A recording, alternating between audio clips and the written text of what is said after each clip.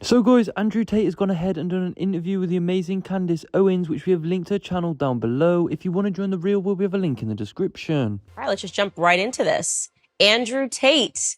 Long time. I know, it's been a very long time. Very long time. Actually, I met you downstairs at the Ritz. Correct. George and I were engaged at the time. Yep. And I probably was very swept up in George and barely got time to talk to you, but I do remember you being very polite. So it's interesting to fast forward to today, and you were very much in the UK circuit. Yeah. Now it seems like your celebrity is kind of really hitting the US market. They're kind of finding you for the first time, digging up a bunch of old clips, and there's a lot of pressure now on conservatives to say something really awful about you. There seems to be a pressure on everybody on all sides to say something awful about me. I kind of feel like I've been placed in a position where there's always someone attacking me new each day. But I guess I was built for it because it doesn't bother me like it should, perhaps. You seem to be doing pretty well given the circumstances. I know the truth in my heart, and I know that what I say is the truth, and I understand very well the internet and how it works. And I also think I'm perspicacious enough to understand there's certainly a degree of weaponized virtue and perhaps a degree of jealousy and perhaps a few other things that are involved in all of these attacks. I don't believe that people who sit and attack somebody for their past, especially something from so long ago, are genuinely virtuous.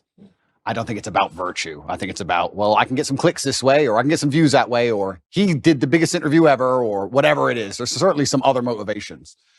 And I don't want to say water off a duck's back. I don't want to come across as arrogant. However, I do believe that since the dawn of human time, every single king with any kind of empire was constantly at war. And I think if you're going to become one of the most famous people on the internet, you're going to be at war. And you'd be a fool to become massively influential and then cry about the fact that you end up in constant battles. It doesn't matter if you're Napoleon or Charlemagne or Genghis Khan. There's always someone prodding the edges of your empire, trying to find weakness, see what a little bit of land they can take. And I think it's always been the same. And right now, I guess you could say, to a degree, I certainly have an empire and I'm massively influential. And there's a degree of, I wouldn't say jealousy, but there's certainly some ambitious people who are trying to damage it. I think that's what it is. So I did see a mashup clip that we're not going to show because I thought it was unfair. I will say that. Yeah. Only because there was no context provided to the clips. It was just an extract of something that you said that 10 years ago. Some of them were literally 10 years ago. Yep. Didn't know what year it was from, didn't know who you were talking to, didn't know what context it was. And I've been victimized online by something like that before, where somebody takes something abstract and says, well, this is what must be what she means, until they're provided the full context of the clip. Yeah. And I also take exception to, I think, digging back 10 years. I don't know who could survive that litmus test. I'm 34 years old today. Yeah. 10 years ago, today I speak to my audience. I talk about, they call me puritanical. I talk about, not drinking. Yeah. I think the biggest change has been becoming a mother. Yeah. And it would really be unfair if we went and found Candace at 24 years old, liberal, dancing at One Oak, and said, well, look at these clips of Candace Owens. Fortunately, I had no cameras in my face 10 years ago. Yeah. You somehow did. So I think it's a bit unfair. I also think that some of the critique that is coming your way is coming from people who are well-intentioned, like they actually don't perceive, maybe perhaps, okay, this is 10 years ago, what the context is, has he changed since? So I will ask the question, and we are going to get into some of those clips. You said you're an open book. Yeah. How have you transformed? And I've seen changes just, I think, in the last 5 years. Yep. Who are you today? How have you transformed? That's a very good question. It's also very important when you talk about Candace from 10 years ago. The idea that you did something 10 years ago, which you would no longer agree with, is one thing. But the second thing, to come along to the conclusion that you now have no value to add to the world would be massively unfair, right? Everybody changes, and that's fine. I'm not the kind of person who's going to sit and apologize for his past.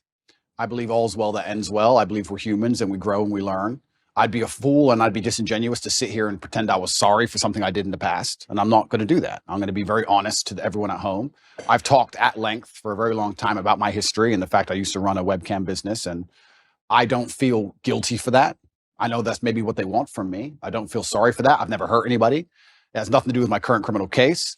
Everybody who worked for me was very positive. In fact, my number one supporter is currently online, and my best lifelong friends and some of the letters I got in jail were from people who worked for me at that time. And I had a business, and I'm not going to sit here and try and pretend that I feel guilty or I feel sorry for that. I'm from a low income background. I did what I had to do to survive.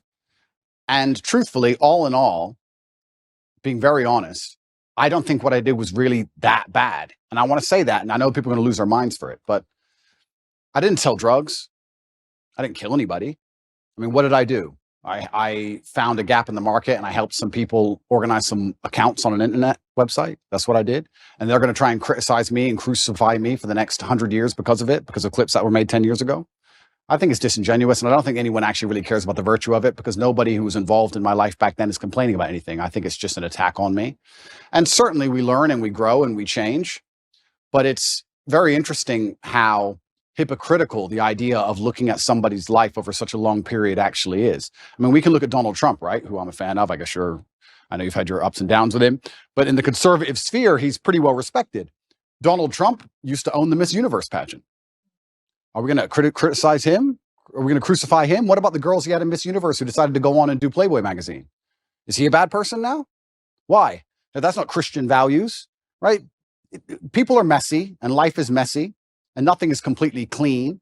And this idea that you're going to find somebody and 10 or 11 years ago, they did something which might even be slightly distasteful, not even illegal, and you're going to crucify him forever. I just don't believe that's genuine virtue. I think it's just an attack.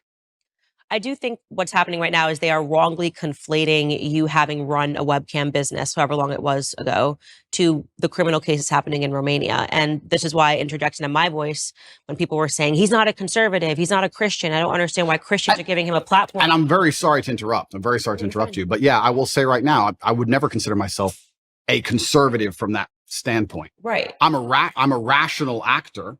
I'm a reasonable person. I'm intelligent. I use my brain. And I guess that makes me align with many conservative issues overall, because the other side have lost their minds.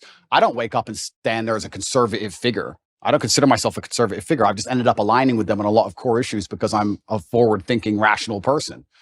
But I'm certainly not a I don't stand up and say, hey, I'm a conservative. I'm not interested in whether the conservative want to embrace me from that perspective or not. I have no interest in that. I wasn't even particularly political until my recent debacle, where I realized a lot of things about the world and how avoiding politics will not save you, unfortunately. Yeah, that's one of the things I pointed out. I said, he's never said he was conservative. Why are we? He is not identifying as a Christian. So why are we suddenly using that as whether or not a Christian, a conservative, can put him on a platform and talk about something that is relevant? And something that is relevant is whether or not you are being wrongly or unfairly persecuted by a government. Yeah.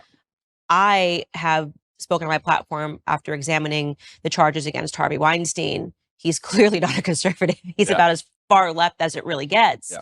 But that doesn't mean that I don't have an interest in whether or not he's guilty or not guilty, and whether or not he was persecuted because of a overtly political movement like Me Too.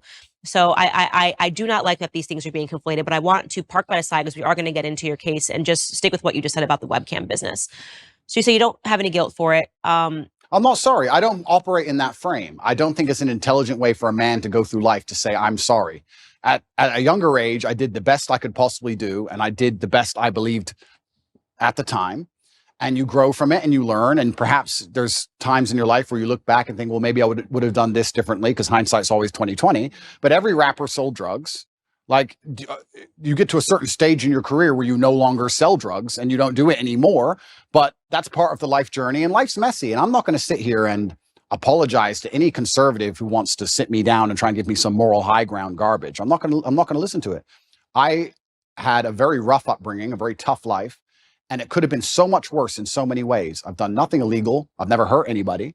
Everybody who was involved in my life back then are massive supporters of me. And I think it's very hypocritical for someone to sit, look at a situation they were not involved in and don't understand, look at old clips taken out of context, and then tell me and a whole bunch of people who were in my life who were all perfectly happy that something bad happened and something wrong happened. I don't think that's genuine.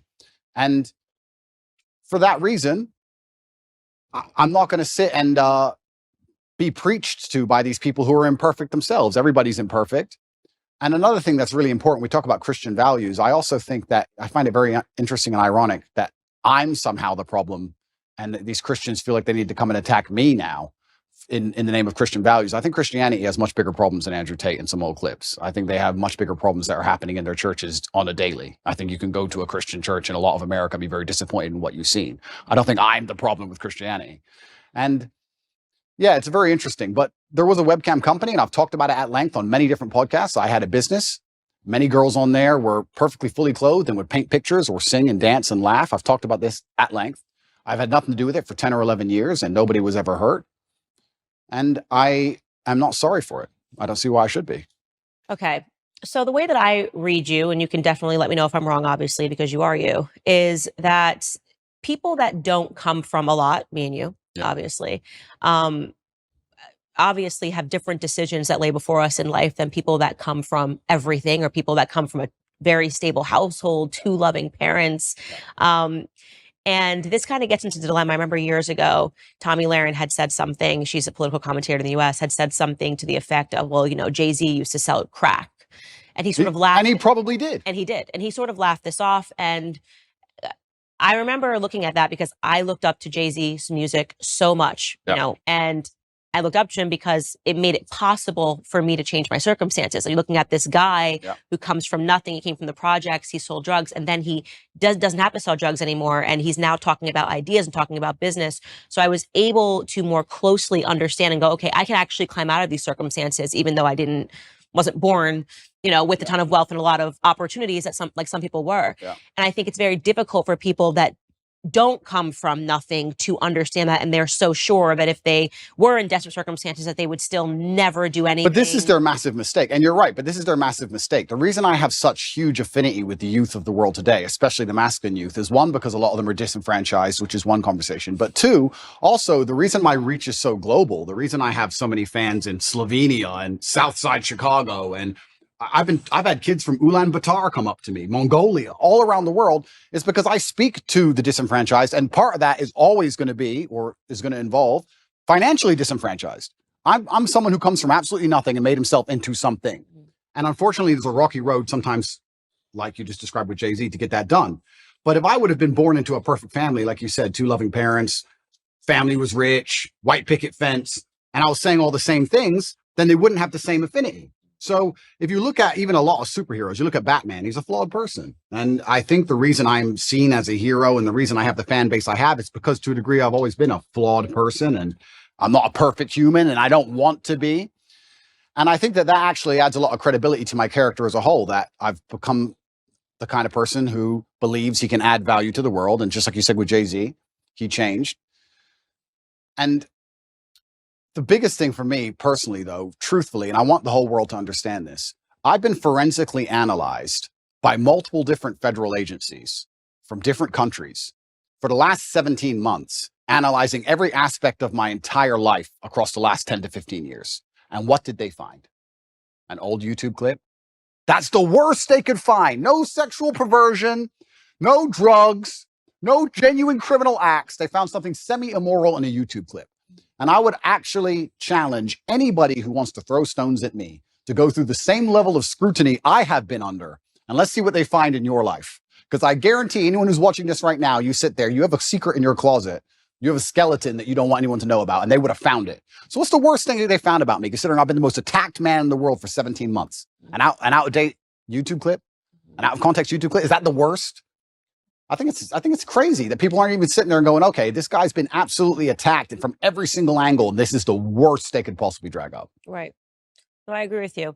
So the question I would ask you, though, and because obviously you've moved away from that business, the thing I find to be the most interesting about you is that younger boys love you. Yes. They absolutely, like the 12, 13-year-old, 14-year-old. I have not come across a 12, 13-year-old boy who's not just an Andrew Tate stan. Yeah. And I think it's remarkable. It gives you a lot of power. And I think this is perhaps the interest that a lot of people have in you is, what are you going to do with this power, right? You have all of these boys, they believe in you, they stand up for you. And that is why it becomes important to state, I'm not sorry that I lived this. I don't think I would say that I'm sorry for anything decisions that I made when I was young either, because this is the deck of hands that I was given. What do you want me to do? Yeah. But at the same time, I do try to, now knowing that I have such a following of a lot of young ladies that follow me, say like, listen, I did the idiot stuff, so you don't have to. Power and responsibility go hand in hand. And that's the thing that's so interesting, these out-of-date clips, and they want to talk about these things from 10 years ago. At the time when I was talking to camera, those videos are made for private circulation initially. Secondly, I wasn't trying to educate the world on anything back then. I didn't have the kind of power and influence I have back then.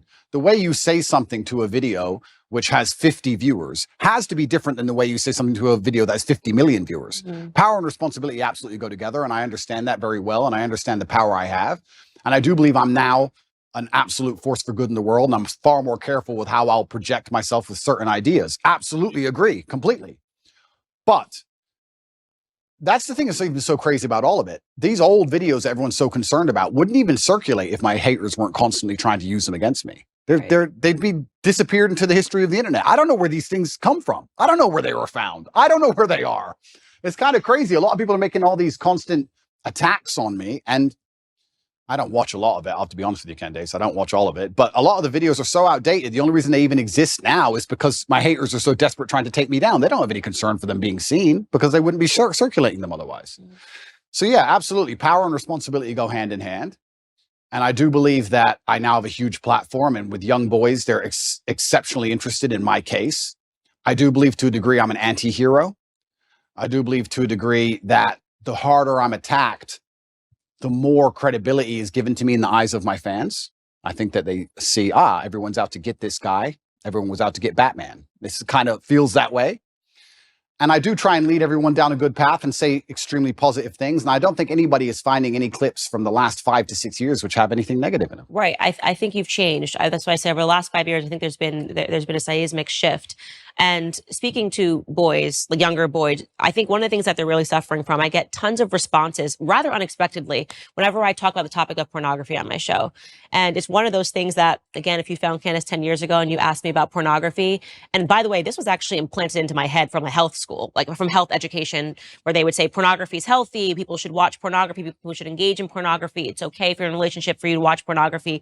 And then I had a huge wake-up call when I spoke to Tim Ballard, he runs Operation Underground, and then I realized how closely pornography is related to human sex trafficking. Real sex trafficking, not TikTok sex accounts. Trafficking. And yeah, we should talk about that because they are kind of stretching the definition of sex trafficking. In your case, I've taken a look at it. And what's remarkable to me is the amount of young men, and I would say from the ages of 18 to 35 that write in and say how much they're struggling with porn, how much they're struggling with pornography addiction, how they feel that no person is talking about the ills of pornography. Yeah. And so I just watched this clip of you this morning sitting next to Adam, 22. You were ever interested in doing your first ever double penetration scene that me and Lena, I mean, I don't want to speak for you, but I feel like, dude, would he be a suitable candidate? Would you, Andrew Tate, can I tap him in? I don't know. No. Hold on, can I fill in real quick, Andrew? You're out, Aiden. We can't you. You're not in this conversation anymore. Fair enough. Go ahead, Andrew. Would you double penetrate her, bro? Would you do that, Andrew? Go ahead. Finish the answer question. If our balls pop together, is that chill? There's absolutely 0% chance of that happening. And it's not because Elena is particularly unattractive. It's because she's married to Adam, and I have no interest in degenerate, pointless sex, and I have no interest in making a spectacle of myself or even just involving myself in anything which I deem to be overall haram and pointless. It's just not something I'd be interested in. There's not a single amount of money on the planet you could pay me to undertake. So you were very polite. I'm not going to be so polite. I thought he was an absolute degenerate. And I mean that the idea of having a woman making the vows that you make in marriage and literally offering her body as he did to you was a form of degeneracy. And you were being very nice and measured. And I think that for that moment, that was the best thing that you possibly could have done because she looked quite vulnerable. Yeah. Lena, I think is her name. Yeah. But how do you reconcile that now, right? You're in a circumstance like this. You're being polite. You did say I'm uncomfortable. You did say that I would never do this. And I think that was really important for you to say. But you're not the same person. I mean, how did you? Yeah. Even reflecting on it, it's so disgusting. He offered you his wife. It is pretty disgusting, and it's also pretty misogynistic because he didn't ask her. He offered her. I felt sorry for her, so I was very measured with my conversation with them because I felt sorry for her. I could tell she was nervous. She was swinging on the chair back and forth. She didn't want to be there. She felt extremely nervous, and I think that only a coward would berate a very nervous, very scared woman, even if she did something which I personally disagree with, even if I think Adam is personally, he doesn't align with my morals, because she was so nervous and because she was so almost afraid she looked. Mm-hmm. And I think she expected me to go at her hard. So I just felt sorry doing it. I just didn't, I couldn't find, maybe I'm getting soft in my old age, but I think she knows what I think, and I think she knows what the world thinks. And I think if I go at her too hard, it's just going to break her. And I don't really like the idea of her, you know, turning off the camera and bawling her eyes out. I think that God will teach her the lessons she needs to learn from her experience, both positive and negative. And I think that's God's job to do and not necessarily mine. But yeah, it was certainly uncomfortable, and it shows how degenerate the world is becoming. And pornography as a whole is simply just, I think it's an effect. I think it's a tool which is used to ensure that the male populace stays as docile as possible. I don't think that any of the things that are happening to the male population are accidental. I think that keeping us as docile as possible is very interesting for the people who are in charge of the world, because we're the warrior class. At the end of the day, it's going to boil down to the men who are going to stand up and actually do something about anything at some point in time. So I think they like the idea of us being docile. And I mean, how much more docile can you get than a man sitting there looking at a screen, not even want to reproduce for real because he's just staring at a screen? And I think that's just the next stage in the slave mind. And it's everywhere now. Whereas, and this is something that my husband says, he doesn't have any social media because he's like, Instagram is pornography. I open my Instagram and I've got Emily Ratajkowski's butt cheeks. Yeah. And I'm not a man, so I don't have that same biological reaction to seeing it. But I can only imagine how difficult it is for a man when you open an app and you've got Kim Kardashian offering her body to Emily Ratajkowski. Even if you're walking down the street, I've realized even how desensitized I've become to pornography, because you see an ad for Gucci and for whatever reason, she's got to be completely naked while she's holding the bag. I remember in my lifetime, there were music videos that got censored or banned or can only be played after 10 or 11 at night. And if you watch them now, you'd be like, what? For what? What is that? A bikini? Like, it's nothing. It's amazing how quickly it has degenerated. And yeah, absolutely. And we're all degenerating with it. Like I've realized the fact that I don't have a reaction to seeing the half-naked woman holding a Gucci bag means that I have been desensitized to pornography. And I can only imagine what that does to men. Oh, completely. And but this is what the powers that be want. They want to make sure that the male populace is as docile as possible. And they do that with a large array of weapons. And they do that with a web of tools. And I believe that I'm the counter to that, which is the reason I ended up attacked in the first place. But unfortunately, when you buy into the slave mind programming, you do not become the kind of man who can easily attract a woman, because you're not attractive to females as a whole. So how do you satisfy yourself? You end up sitting there staring at a screen, and they convince you that's a good life to live as a man, and that's perfectly fine and perfectly normal. And you don't even get to genetically reproduce. I do also, though, and I want to make this clear, I do believe in absolute and utter self-accountability as a man. I think as a man, everything that happens to you is your fault. Me going to jail was my fault. Me being attacked online was my fault. If all these bad things that happened to me, I will take responsibility for, even if I believe they were unfair or unjust. And I think that any man who's going to sit there and say, I'm struggling, he also needs to wake up and understand that if you're going to truly struggle to not click on a website, then you're going to deserve the terrible life you're going to live. And the devil or the matrix or whoever you want to call them are going to fill your life with temptations. They're going to fill your life with easy way outs that they're going to want you to take, because the good road is usually the hardest road. And if you're going to continue to fall for them, then you're going to have to suffer the consequences of that. So it's double-edged. It's certainly difficult that pornography is everywhere and men are struggling with it. But to me, what's even more upsetting is that these men don't have enough fortitude and enough mental strength to wake up and say, I'm better than that. Okay. But this is the thing, right? So I'm about to get started, Candace. Good, get started. This is the thing. But this is the thing, right? So when you attack a man's mental fortitude on one issue, you attack it on all issues. This is why it's done purposefully. To resist a slave mind, you need to be able to resist in the first place. How can you resist a slave mind if you have no physicality, you have no willpower, no ability to mentally resist anything? Well, then what you're going to end up doing, you're going to end up eating the bugs and watching the porn and sitting in front of your computer. And that's what they want from the people. So I think that it's actually all very interconnected.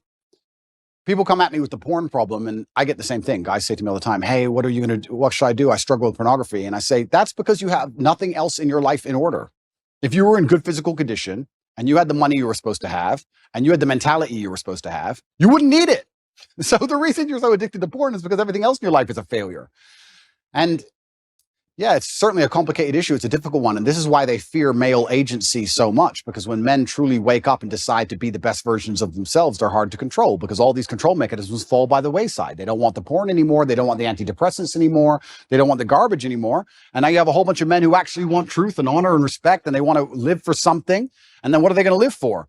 They're going to want to be brave. They're going to want to do the right thing, regardless of how dangerous it may be for their own personal circumstance. And that sounds like a difficult population to enslave. And that's what's scary. So how do you reconcile, first off, how long ago was your webcam business? Yeah, so I stopped having any involvement with it. I think 8 to 9 years ago, I stopped. It was a long time ago. It was at the early stages of the internet.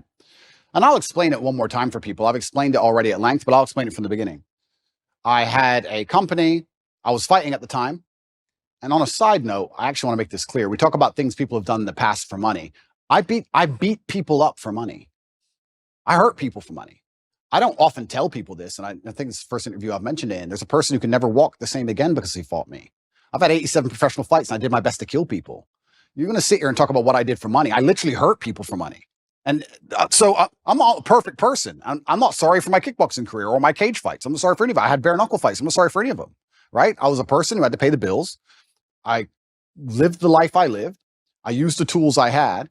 And I ended up opening a webcam company where girls would sit on a laptop and they would talk to guys on the internet for money. That's what they would do. The girls would sit there fully clothed or a bikini. Some of them would paint pictures. Some of them would sing songs. It's very similar to Twitch is now. Twitch is almost more sexual than the sexual websites were back then. I helped the girls set up accounts. We worked together. I helped them become as popular as possible. And everybody made money and everybody was happy. And nobody is complaining about it. Nobody's upset about it. None of the girls who worked for me are upset about it. The government aren't after me for it. It's perfectly legal. Nothing's wrong with it. There's just a whole bunch of people who now think that they can take the moral high ground against me because I previously ran this company. And I think I can anticipate the question you're going to ask. How do I reconcile with the fact that I used to produce pornography or degree pornographic content? Now men are writing to you like, how do I? And now men are trying to escape it. Yeah.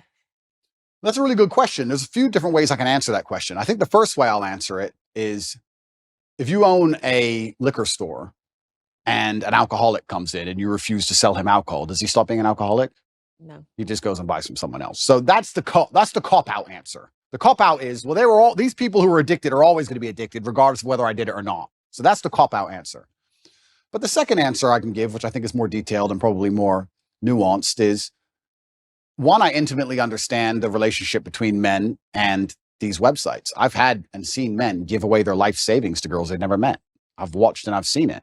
And I actually think a lot of the insights I give, a lot of the things I tell the world about the male mental health crisis, about men being so constantly lonely, about how important it is to build yourself into a high value man, about how money alone is not enough. I explain all these things. A lot of these are lessons from the webcam days. I saw dudes who had a whole bunch of money, no other attributes, and they ended up on these websites spending hundreds of thousands of dollars because they didn't have anything else.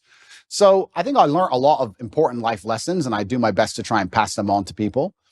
But I guess also, and this is the final answer I want to give about this whole subject, is that I do think I can take the question you're asking and reverse engineer it and use it against the people who are trying to attack me for it.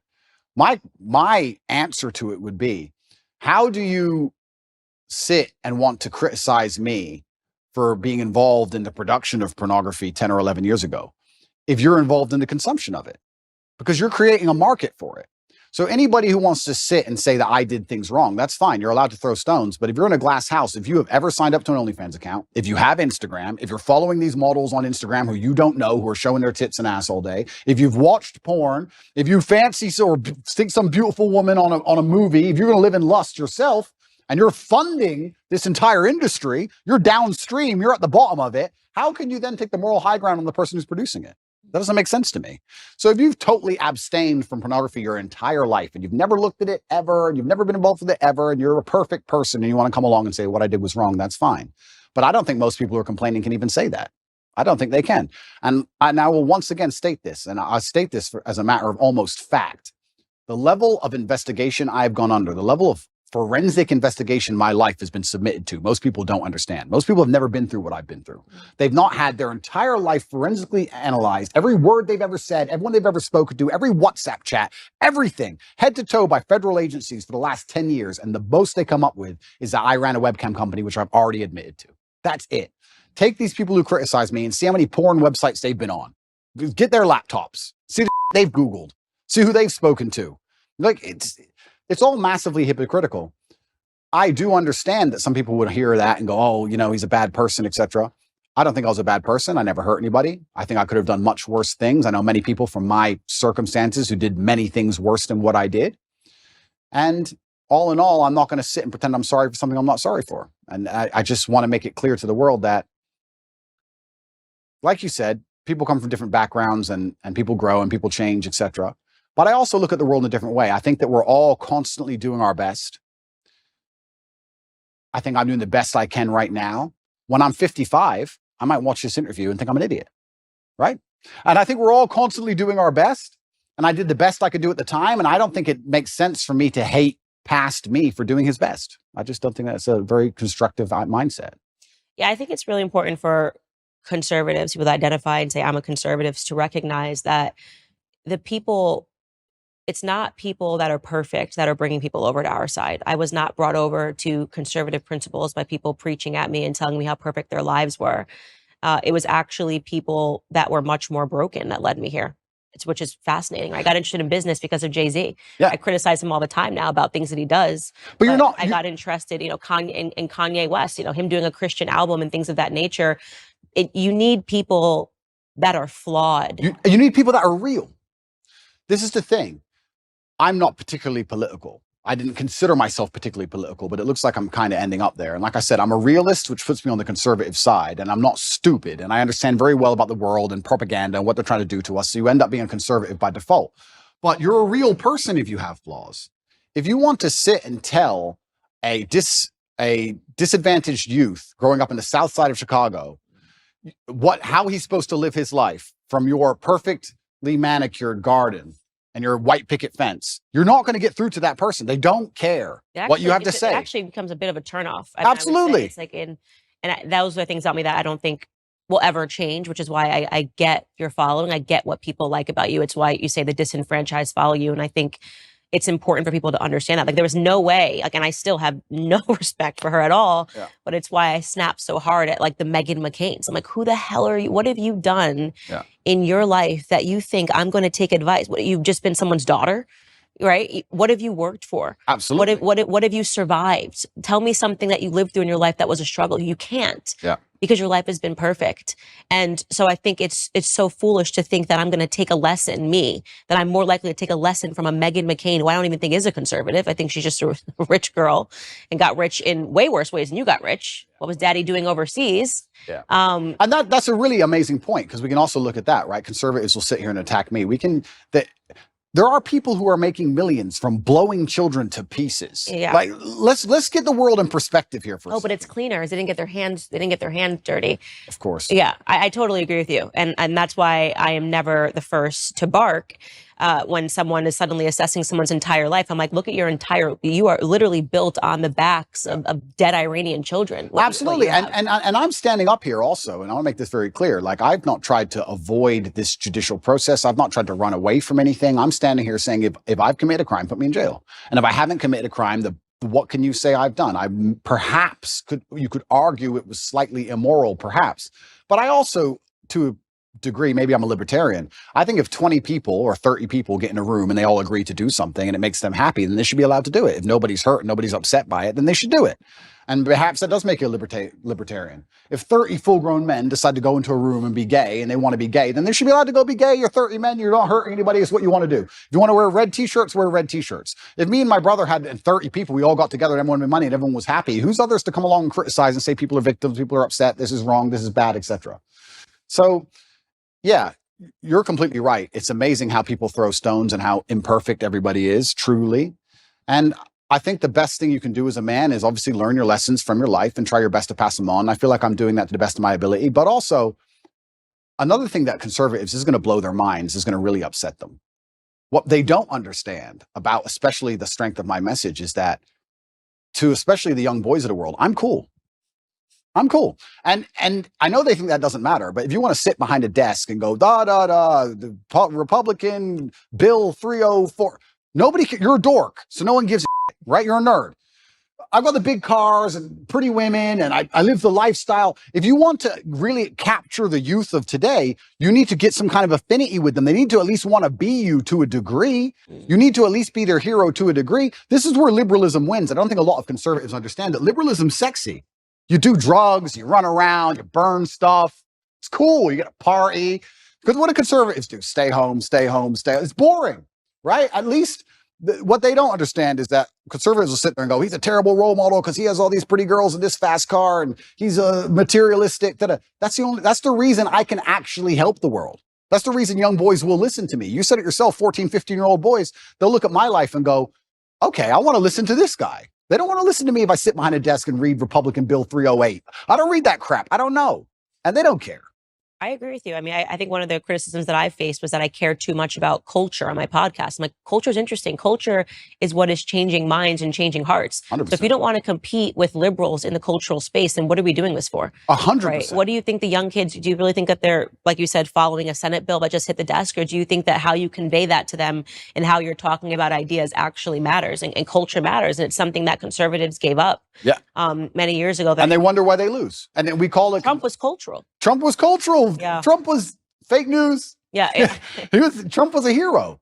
And to be a hero, you have to be attacked and you have to be an imperfect person. And that's the reality of the world. And culture is super important. And you're right in regards to conservatives giving up. I'm trying to think of conservative culture now. I mean, I like to think that we're making degeneracy unpopular. I like to think that there are some good voices out there that is making God cool again. I actually like to believe the pendulum is swinging. I do believe it. And I see it online. And it's a combination of so many small things coming together almost in perfect timing. But it is cultural. You need a cultural shift that moves away from this insanity. And you're right. If you just want to sit there and just preach, nobody's going to be interested in it. And I also think that especially in the masculine realm, I can't talk for being a woman, but I can talk for being a man. In the masculine realm, we certainly like to see people lead by absolute and utter example, because traditionally we would be following our commander or the man we respected into war. So we'd like to know he can at least fight. You like to see he's at least brave. You like to see him lead by example. And I think especially if conservatives want to win the culture war, then they need to lead by example. If you're going to be a conservative preacher and you want to tell men about how they should live their lives, you should be as strong as possible. You should look in shape. You should be big. You should show you're motivated, you're disciplined. You should absolutely, of course, we all have vices, but you should be very disciplined with your outlook. You should make it very clear to the outside world that what you've done wrong, what you haven't done wrong, you should take accountability. I think you need to lead by example. I don't think you can preach to men. I don't think you can preach to young boys. I think that's the reason why they don't do so well in school in general. I don't think that's the reason why they're disenfranchised. I think you need to just lead by example and let them follow. And I feel like I'm kind of doing that by just standing up and saying, no, this is who I am and I'm unapologetic for it. And this is what I've done. And this is what I intend on doing. And I'm going to try and save the world. So I want to shift gears here and talk about your dad, 'cause I'm quite fascinated by your dad. He passed recently. Yeah. How many years ago? 9 years. 9 years ago. Yeah. But wow, just wasn't at all what I was expecting. A chess champ, served the country. His name was Emery. Yeah. Really interesting to talk about just, I guess, your upbringing with him as this chess champ. How did he get into chess? Yeah, I do believe I had the best father on the planet. A lot of the things I regurgitate are regurgitated from him. A lot of the things I say, he literally said to me line for line. I believe that he was very morbid in his approach to life, and he wanted me to understand that he will not be here forever. And he wanted me to understand that when he is gone, I had a duty to fulfill. He talked about dying a lot, which I guess is kind of unusual, but he would, even though he was relatively young. He died when he was 58. But he was a chess professional. He was a professional chess player. He was one of the best chess players in the world. And what's most interesting about him is he almost predicted the future absolutely and utterly perfectly. He was talking about the Ukraine-Russia war back in 2013, and he was talking about how the gay people can't have children, so they're going to come for your children. Trust me, that's what they're going to do. The children are next. Like, he'd say all these things back like 10 or 11 years ago, and I'd be like, all right, Dad, you're a bit crazy. Calm down. But I guess when you're a chess player, you see the future. And he raised me with absolute accountability, and he certainly raised me and Tristan to be. He understood what the world expects of men, and he raised us to be strong. And even when we were in jail, my mother would call, I'd speak to her on the phone, and she'd say, how are you doing? And I'd say, oh, don't worry. And she would say, yeah, Dad raised you for this. Like, we were always raised to be warriors. So I don't think I could have possibly ever had a better father. I'm going to miss him forever. And I think the best thing I can do is be the best version of myself to give honor and respect to him. And I think that's the best thing. Where did he pick up chess? It's quite unusual. He's American. He was American. Yeah. Black American. Yeah. I don't know too many Black American chess players, full stop. Yeah. Where did he pick up chess? He taught himself. And he taught himself, and he just read a couple books. I think he read 3 chess books and ended up being one of the best players in the world. And incredible. It's incredible. But it's actually interesting when you talk about, we were just discussing affinity and how people are imperfect people and how it allows you to actually teach things better. My father, towards the end of his chess career especially, made most of his money teaching chess in inner city schools because he's a big Black guy. Mm-hmm. So the children would be like, okay, I'll listen to this man. You're right. So it's amazing how affinity is real and coming from a certain socioeconomic background is real. And, you know, we all talk about how ridiculous racism is, but also to a degree, pattern recognition is real. I look like him. I can be like him. These things are real. So yeah, he did fantastically well in terms of teaching, especially disadvantaged children. And he taught himself, and I wish I had his mind. I'm not nearly as intelligent as he was. I wish I was. You gotta be real smart to be a good chess player. You've got to be better than smart. I actually think you go beyond the realm of smart into I wouldn't say he was on the spectrum, but you certainly get to a new level of socio interactions. Do you understand? I'd go to chess tournaments when I was a kid, and everybody there would be a world level chess player, and everyone was a bit strange, a little bit. I don't know if it's like that anymore. I see the chess community's now moved online. There's a lot of them playing online, and they seem a lot more normal than the grandmasters I remembered. I remembered old grandmasters, half drunk, ex-KGB, shaking at the board. Yeah, like it was a bit different back then. But yeah, I wish I had his level of intellect. He was certainly the smartest person I've ever known. And even when he died, I got endless emails from people I'd never heard of who just said, I worked with your dad, and I don't think you understand how smart he was. He served America, yeah? He served America. He was in the Air Force, and he was a linguist for the CIA. He joined the Air Force. He ended up being a linguist for the intelligence. What other languages did he speak? He spoke Russian, German, Spanish, and English. But officially, he was supposed to speak Russian. He assimilated Russian in 2 weeks. I think he holds the Air Force record. Okay, so he's very smart. Yeah, super ridiculously smart. Yeah. I got an email from somebody when he died, and they said that, I just want to send you an email. You don't know who I am. I was serving with your father in the armed forces. You tell everybody your dad was smart, and they're not going to understand how smart he was. And I want to give you a quick story. I was living with a Russian woman, and I already spoke Russian conversationally when I began the Air Force training to learn Russian. Your father knew nothing, didn't know the alphabet, didn't know nothing. And within 2.5 weeks, he was correcting everybody, including the professor on Russian. Yeah. So like he just read the dictionary. I saw my dad sit there and read a dictionary, just read it. And that was it. Yeah. It's like photographic memory. Like he was on a spectrum. Yeah. Something else going on. Yeah, something else. Well, the little X-Men. Emery Tate was his name, and everyone called him E.T. Yeah. Like, he was tough on you. E.T. He was certainly tough on me, and I can't express enough how grateful I am for that. We live in a world now where I'm going to say that my dad hit me when I made a mistake, and everyone's going to lose their minds. And they're going to pretend I was somehow abused and that somehow my childhood was terrible. And I could not if he was come down to earth today, I would shake his hand and say, thank you for absolutely everything you gave me, including discipline, including understanding that in the harsh realities of the real world, there is a line. And if you cross that line, violence appears. That's the unfortunate reality of earth. There's a line.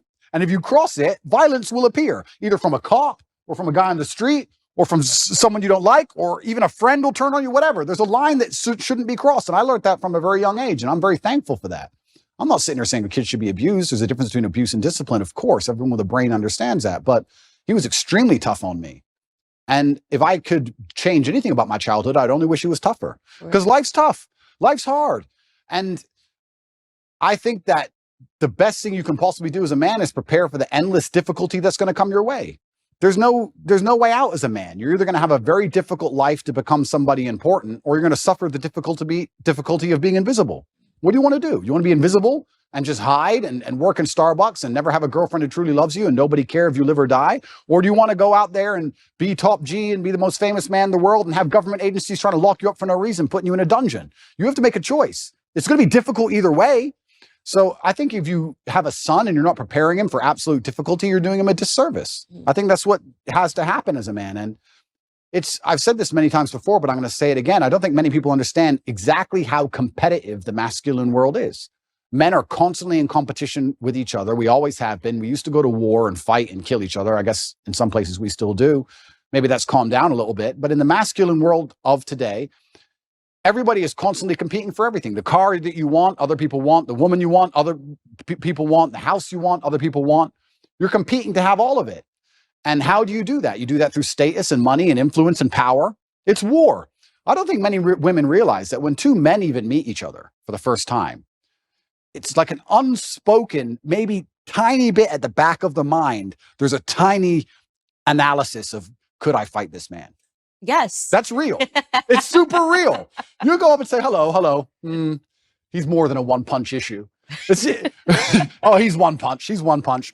He's 3 or 4. That's the reality of the masculine world, because we've evolved, if you believe in evolution, but my views are mixed, but we've evolved to be in this position where we're constantly analyzing possible threats and we're constantly analyzing people who perhaps are on our team or snakes, etc. And I think that not many people understand exactly how brutally competitive the masculine world is. And I think the worst thing you can do for a son is just to raise him in a bubble. My dad, I'll say it here, people lose their minds. My dad used to just randomly push me over. I'd be like 3. You just not hard, but just get up, boy. Okay.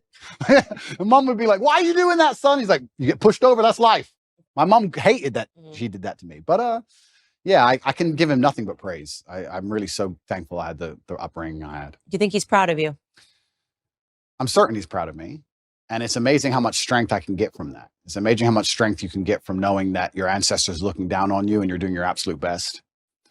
I also believe that God can be proud of you when you do your absolute best. And I don't think many people genuinely do their best in the world anymore. When I say do your best, people sit and go, oh yeah, okay. No, when's the last time you actually did your best? Like, I don't train to run marathons, but I know if I gave my best, I could run a marathon right now, first try. If I gave my best, life depending on it. When's the last time people have genuinely given their best to anything? There are people going through the world and going through life today that don't give their best or 100% effort to anything ever. They can't even remember the last time they tried. So when I'm sitting in a dungeon, I'm sitting in a Romanian jail cell, I understand that it is a chance that God has given me and my ancestors are watching for me to do my absolute best and to show to them that I am the man I say I am. You can't become the most famous man in the world for mental resilience and God not test your mental resilience. I think that would be a very amateur way to view the world, that you can now become one of the most famous men in the world who talks about mental discipline and mental resilience and God's not going to test it. I think God's going to come along and say, okay, you want to be Mr. Famous. All right, let's see what you have. So I believed it was a chance to show God and show my ancestors and show my father that I am the man I say I am. And it's amazing how much strength you can draw from that, because I don't think many men especially understand that even if you don't have the strength to be a hero for yourself, you should have enough discipline and enough honor to want to be a hero for somebody else. And if you have other people you truly respect, you should want to be a hero for them. And I think that's the masculine imperative. If someone's going to attack your wife, that's when you become a hero for her. You have to. What kind of man are you if you're not? And you can apply that to other things. If you apply that to your ancestors, or you apply that to God, or you apply that to your beliefs or your core principles as a man, then you can be a hero anytime you want. So it's so funny that you say that, because it really does. Everything goes back to biology. I think about this all the time. No matter how much sociology is behind everything, telling men to act like women and women to act like men, at the end of the day, women want a masculine man. And when they don't have a masculine man and they beat their man into submission, they're not attracted to them anymore. When it's a tail in between, it's just not attractive anymore. And I used to maybe think of this boyfriend that I had when you were talking about, just defending the realm, this sort of responsibility that men have. And I remember sitting there realizing that I had to break up with him, because I thought that if somebody burst through the door with a gun, I was going to have to be the one that would have to defend us, because he was just such a flower. 100%. And it's in society is yet blaring at men to do the opposite. And they're trying to confuse us. This is why I think you have a platform. This is my whole theory that I built in my head about why you have a platform, is because Lena Dunham came before you, right? And I think that for years, men were told to act like sissies. Yep. Men were told to put your tail between your legs. That was the message, the agreed upon message that came with, Hillary Clinton running, the Me Too movement, all of these things where men were basically told that if you have a masculine instinct, you're guilty. Yep. And then inevitably, because there is an equilibrium in this world, because there was Lena Dunham's, because there were the Taylor Swifts, because there was the girl squads, eventually what would have to happen was that it was going to have to be evened out by someone saying, no, F that, be a man. Yeah. And I don't feel guilty for being a man, and I don't think any man should. No, I don't think so either. And I think that the most annoying thing about all of this is just how genuinely hypocritical it is, because there's all this feminine movement and we don't need men and men don't matter, etc. That's music too, men ain't the whole, it's a agreed upon message that men suck. Absolutely. And it's only in the most favorable possible circumstances where females will say that. And that's what's so disingenuous about it, because as soon as things actually begin to get hard, the closer we get to the realities of life, the closer we get to the unfortunate circumstances of the world, and they exist in many places, the faster you will see people look for traditional masculinity to protect them. So it's not even like it's a genuine belief. That's what's so upsetting about it, is that it's just, I don't know if these people are delusional or if they're deliberately hypocritical. I'm not sure which one it is. I think they're brainwashed. I think it's a two-pronged approach. I think it's the cultural messaging, and also in the education system, they're actively learning that this feminism is what you need to aspire towards. Like when you get out of school, women, you should want to compete with men in climbing the corporate ladder. Yeah. I actually think there's a mass brainwash that's taking place. Oh, completely. They want to neuter men. And the way you do that is to empower women to a point where they're now the dominant power, especially in the Western world. I believe we live in a matriarchy. I don't believe it's a patriarchy like we're told it is. I actually believe it's the other way around. I can't think of a single law that benefits men over women, but I can certainly think of some that benefit women over men. Mm-hmm. I think it's very dangerous to be a man in the world today. I think that if women want to destroy a man, it's extremely easy to do. We can look at my current scenario and situation I'm in, and many other men are in the same scenario.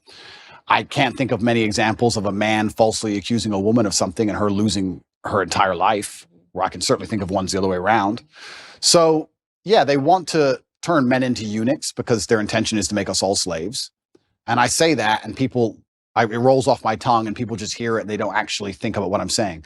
Their intention is to turn men into eunuchs because they want to make us all slaves. I want you to actually understand exactly what I'm saying to you, because at the bottom line of revolution has always been young military age males, and they don't want them to have enough balls or enough forward thinking or even enough care for anything outside of themselves to do something about it. Another thing people don't understand is that a lot of these attacks and a lot of things they're trying to do with the culture, especially, they're trying to inject such innate selfishness inside of people that they don't really care about anything that happens outside of themselves. Because then it's very difficult to give a shit about your community. It's very difficult to have any kind of genuine care about your town or your country or an issue. No, they just want you to be self-absorbed, semi-depressed, because depressed people don't fight that hard, watching porn, living inside of your own mind, convinced that somehow you're oppressed for some reason, on the internet typing tweets. That's what they want you to do. And they're going to try and keep you there. And genuine masculinity, yeah, to a degree it's protective, and to a degree also it has parameters. You can't be a man who doesn't say no. You can't be a man who doesn't have standards for himself and for people around him. I've got labeled as ultra misogynistic because I believe that a man should have standards in his relationship. I believe a man should avoid dishonest people, male and female. You should avoid, if you're a dishonest person, if you lie, if you're going to deceive me, it doesn't matter if you're a man or a woman. I don't want to have anything to do with you. I was sitting talking on a panel show saying that women who are dishonest and promiscuous are not the kind of woman I'd ever want to associate with. And I was labeled misogynistic for that. So it's crazy how they'll attack you, and they'll attack you so violently and so endlessly and repeat it so many times in a bid to beat your soul down. That's what they want, especially from me. I truly believe I'm the number one prize for them to get. If they can get me to just give up. If we can get Andrew Tate to just give up, being a man's bad. Come on, Andrew, say it. And it's like, it's dangerous, one thing, but it's actually genuinely also sad. When I analyze the situation in the world we're in today, part of me feels sad that we've ended up in this place where the people who are in charge are so evil and their plans are so heinous and the consequences so dire that they know they can only implement them if they genuinely remove the warrior spirit from every man on the planet. Yeah. It's kind of sad. And the warrior spirit is really important. And it's something that I speak about a lot, that men need to go be men. Even in the capacity of my marriage, my husband needs his guy time. I need my girl time. Yep. The masculine and feminine, it's very important. The fact that my husband hunts and shoots and does these things, that's very attractive to me. Yep. To know that if the grocery store is faded away, that he could go catch dinner. Absolutely. You know what I mean? That he knows how to skin an animal. Absolutely. And they poison that. Look at the hunters. Look at the way they view hunters. They look at people in the South. Yep. This is why they know how to ranch. They know how to farm. They know how to survive on their own, which is why they start to poison that mentality, which is why I think it's really important that you're speaking to young men about why it is okay to be a man, giving them permission to be a man in a capacity that I can't give them that permission. In the same way that I try to give women the position to know that don't allow them to delude you to believing that this is femininity. It is not femininity, Lena, to have your husband offer your body to another man on camera. That's the poisoning. They teach women that this is sexual freedom, that this is sexual liberation. Yeah. I looked at that and I saw a slave relationship. I saw a master offering his slave to another person because he was just so, I just love Andrew Tate. Would you like to see with my wife? I would be okay with that. That is horrific. That is not femininity. That is not masculinity. Correct. I absolutely agree with you on that point. You're totally right there. And I think that's probably one of the most misogynistic things that have happened on the internet in recent times, but perhaps they're on the right side of the political spectrum. I don't know which side they're on, but if they're on the correct side, you seem to get away with things. But it's very interesting what you're saying about your husband and fishing and hunting and stuff. I completely agree with you. And there's another thing about masculinity as a whole that I don't think that a lot of people want to address, but it's something that's certainly large in terms of my following. Because if we break down, if anyone's watching this now and they're trying to understand why is Andrew Tate so popular, well, I believe I speak to the base instincts of Base instincts. 100%. base instincts. And one of the base instincts also for men, I don't think a lot of people understand, is to a degree is peacocking and showing off to a degree. And I do that fantastically. But it is. And if you look at men of old, and they used to conquer, and they'd wear a feather from the man they killed, or a piece of gold they stole. There was always that degree of flexing, showing off. And I think it's being unapologetically masculine and saying, yeah, I'm a big, successful man, and I can afford all this stuff, and this is who I am, and I've worked my ass off, and this is what I have, and I'm not sorry about it, and I'm dedicated, and I'm hardworking, and no, I'm not. I don't feel like I should have to cower or hide or apologize to the world for any of these things. And I think that's the reason why a lot of men find affinity in my message. And you're right. Baseline masculinity is being attacked, and women naturally don't find it attractive to find a man who's not that way anyway. But baseline masculinity is being attacked because they want you absolutely not dependent on the government, so that the government can decide whether you eat that day. And I don't want to be a pessimist, but I still think in many ways, almost with technological advances, it's going to be very difficult to resist. I think it's actually scary.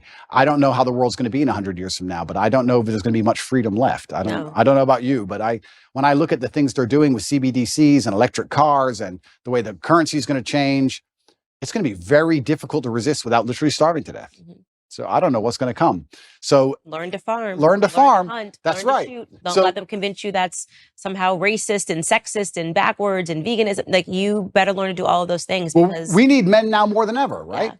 And also I do believe, and this is going to get me called misogynistic, but I'm going to say it anyway, I do believe we need masculinity, especially in the households, because I believe that women are more emotionally led and men are more logically led. It's true. And I think that the propaganda machine and the news machine primarily uses emotional arguments as opposed to logical arguments. And women fall for the emotional arguments. So if you have a woman who's in charge of the household and her man can't resist her commands, and they put on the news, be afraid, COVID's going to kill everybody. She gets afraid. Now you have a whole household of people with masks on, 8 vaccines, and down the insanity hole. Whereas a man with logic would sit there and do exactly what I did and say, look, all right, let's calm down for 2 minutes. Let's just wait, because the news lies. So let's just wait till Wednesday before we start taking injections. Let's chill. So I think also masculinity is needed, because what they're going to do when they try and make us all slaves, they're going to use emotional arguments. And they're going to come along with, I was talking about COVID with someone the other day, and we were saying how insane it all was. And I said, imagine how insane something like COVID will be once the police force are robotic. Imagine once it's all AI, no mask, done. Like, at least in certain countries, and I know because I traveled the entire world doing COVID, I'll say here publicly on the internet, I broke every single COVID rule. I broke every single lockdown restriction. I broke all of them. Every single one. Never listened to any of them. I broke more. It's a competition. Yeah, so if it's a competition, I broke more. You sure? And from day one, I was like, absolutely not. I didn't even let people that were wearing masks into my house. I was like, my baby will not look up and see somebody wearing a mask in his crib. That's scary. Yeah. Looking like Bane looks over his crib. Like, that's just not happening. Amazing. But yeah, I mean, me and my brother, we moved to Sweden. We resist the COVID thing from the absolute beginning. We tried our best because Sweden was completely wide open. Absolute insanity. But yeah, even the COVID thing, if you look at it, the emotional argument that was used and how they controlled the world, and they're going to use emotional arguments to control us with everything. I talk about the police force being AI. What they're going to eventually do is say, cops shoot people, humans make mistakes, cops are racist. We're going to give you robot cops that never make mistakes, because cops are racist and cops can make mistakes, but these robots never make mistakes ever. And then once all the police force are completely robotic and they've removed all our weapons, you think something like COVID 2.0 isn't coming? You think you're not going to be locked in your house? You think they're just going to let you live in peace and walk around outside? Are you an idiot? And they're going to do all of this with emotional arguments. They're not That's why they want a matriarchy. Absolutely, because with a matriarchy, you can affect it with emotionality. You can sit there and say, the planet is dying. Don't you care about the trees? Give us all your money. And people will sit there and go, oh, yeah, I do feel bad about the planet. Okay, it's just an extra 18% tax. And they can fall for it. So emotional arguments are how you get your way with anything. If you give me somebody, if you put somebody in front of me, I can convince with an emotional argument. I can convince them almost anything. Almost anything. Logic is much harder to do. So we need masculinity even in the household. And I'm just talking about baseline masculinity of just the logic and the rock solid self-assurance to sit there and say, no, I'm in charge of this house. Let's all just calm down. Well, let's not get emotionally led by this news channel. And let's be very smart about what we do and how we react to things. And that's why it's under attack. And I think I talk about revolutions and I talk about men being the military age males who are going to eventually stand up, etc. But I'm not be doomsdays about anything. I don't want to get arrested for any accusations. But even just having a masculine essence in a household makes the whole household harder to psyop. I truly believe that. And I can just think of COVID, and I use it as an example because it's the most recent large psyop they've attempted on us, where the amount of people I saved personally, I must have saved 200 people's lives from that vaccine. Me personally, just because me as a man, they'd come to me and go, I want to travel. And I'd say, listen, I don't even have time to explain to you, but have I ever been wrong? No, don't get it. Okay. A year later, they're like, I'm so glad I didn't get that. I'm like, I told you. Like, it's amazing, like what a masculine essence can do. So that's another reason it's under attack, because if they can remove the masculine essence from society, well, now you have a society. Imagine a society where you can control purely with emotional arguments. We're almost there. We are in a matriarchy, and this is why they accuse me of being an internalized misogynist, because I'm able to think through and acknowledge the flaws of what happens in society when women get power. And if you want to know what happens, look around you. Women fall for emotional arguments the entire time. Show us a commercial, show us. It's so sad. And before they get to the rational aspects of it, they're already invested emotionally. And I think that virtually every societal ill that we are facing today is because of women. And I think the greatest recent example of that is the Bud Light controversy, because, trans people were just playing dress up as women, invaded every women's space, and women said, oh, but I feel bad because it's how he identifies at the inside, without thinking through the fact that you're quite literally disappearing yourselves, right? Absolutely. You're quite literally saying, I will cease existing before I let this grown man who's wearing a wig have a bad feeling. That's insane. That is a patently insane emotional conclusion to come through. Yeah. Then Dylan Mulvaney sipped one beer, and Kid Rock was out there with an AK, and Bud Light collapsed because men said absolutely not. And I give that example because women need to realize how backwards it is that it took men to stand up to say something was wrong when it was so obviously patently wrong. Yeah. Nobody cared for years until men stood up to it. So yeah, completely, because it's emotional arguments. And if we also analyze, there's certain things that women can do so much better than men. I said this the other day. I was saying to my brother had his daughter here and my niece was here. And I said, isn't it amazing? I found this amazing. I said, isn't it amazing the patience a mother has with a toddler? I'm like, she's been listening to Peppa Pig for 4 hours. I would lose my mind. I couldn't do it. I simply couldn't do it. So women have this emotionality, which is so fantastic when it's properly used, when it's put in the place it's supposed to be. I would never drop my child off to a daycare full of men. Would you drop your 3-year-old child to a daycare run exclusively by males? No. It'd be weird. It's just something about it is weird. I wouldn't trust the men not to lose their temper with the kid. I wouldn't understand why all these men want to be around these children all day. It would be a very weird scenario. So we all understand innately our gender roles, innately on some level. So women have a fantastic superpower when it's properly used. But like everything on earth, if you have a superpower or any kind of power at all and it's put in the wrong direction, it can be destructive. Water, if it's going through a dam, can power a city. If it's not going through a dam, it's a flood. So we have all this emotionality put in the wrong direction, and now they're in positions of power or whatever, or they're controlling the culture, or they're controlling how households are run, and they can fall for these emotional traps, these very simple, basic emotional traps. It's for grandma. The most basic, dumb level. And I sit there and say, grandma's 98. 98-year-olds die. And I'm not saying she should die. I'm saying 98-year-olds get sick. Who said it was COVID? Prove it was COVID. She got the flu last year. Like, what? Have you lost your mind? But grandma. Which is funny because I think the average life expectancy is 73. So if they've made it to 92, they've done great. They've done great. Absolutely. And I said that, and people thought that was so harsh and so mean. Because there you go. Harsh, mean, emotionality. Yeah. And emotionality is used against people, which is also why they don't like stoicism. Is why when you have a man who's hard to emotionally affect, they also see him as a threat. Mm-hmm. I've had it from a lot of people. I've had some of the hate mail I've got, and I get a lot of, I probably get about 10,000 emails a day. I'd say about 9,000 of them are support and 1,000 of them are fervent weirdos. And the weirdos are like, you're a psychopath because all this is happening to you. You don't even care. It's like, they're threatened by the fact that I'm stoic.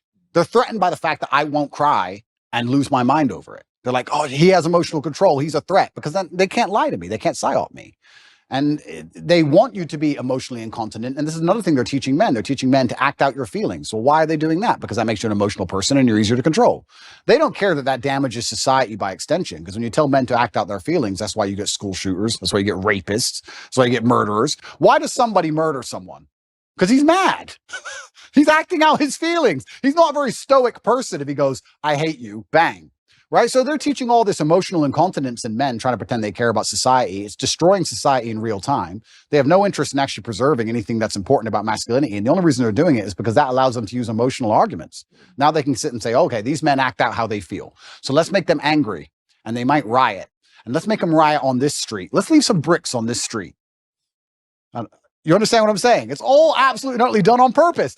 And it's kind of amazing to me that nobody sits there and understands the best way you can rebel against the slave mind and resist the matrix is just be the kind of person who uses logic, is stoic, is emotionally controlled, is physically strong because a strong body is a strong mind, who refuses to be told or labeled as something. You can't label me as a depressed person. You can't label me as some kind of disease or some kind of personality disorder. You can't label me a color. I'm Andrew Tate. This is who I am. I work hard for my last name. I understand what's right and wrong. I'm going to do my absolute best. And that alone in and of itself is an act of rebellion against these people. Society really started going down the drain when we started getting into mental health awareness. And this is maybe one of my most controversial viewpoints, but I say it over and over on the show. Everybody needs a therapist or talking about their feelings. The truth is that every feeling you have isn't valid, doesn't need to be explored. Sometimes you just have a wacky feeling and you need to just let it go.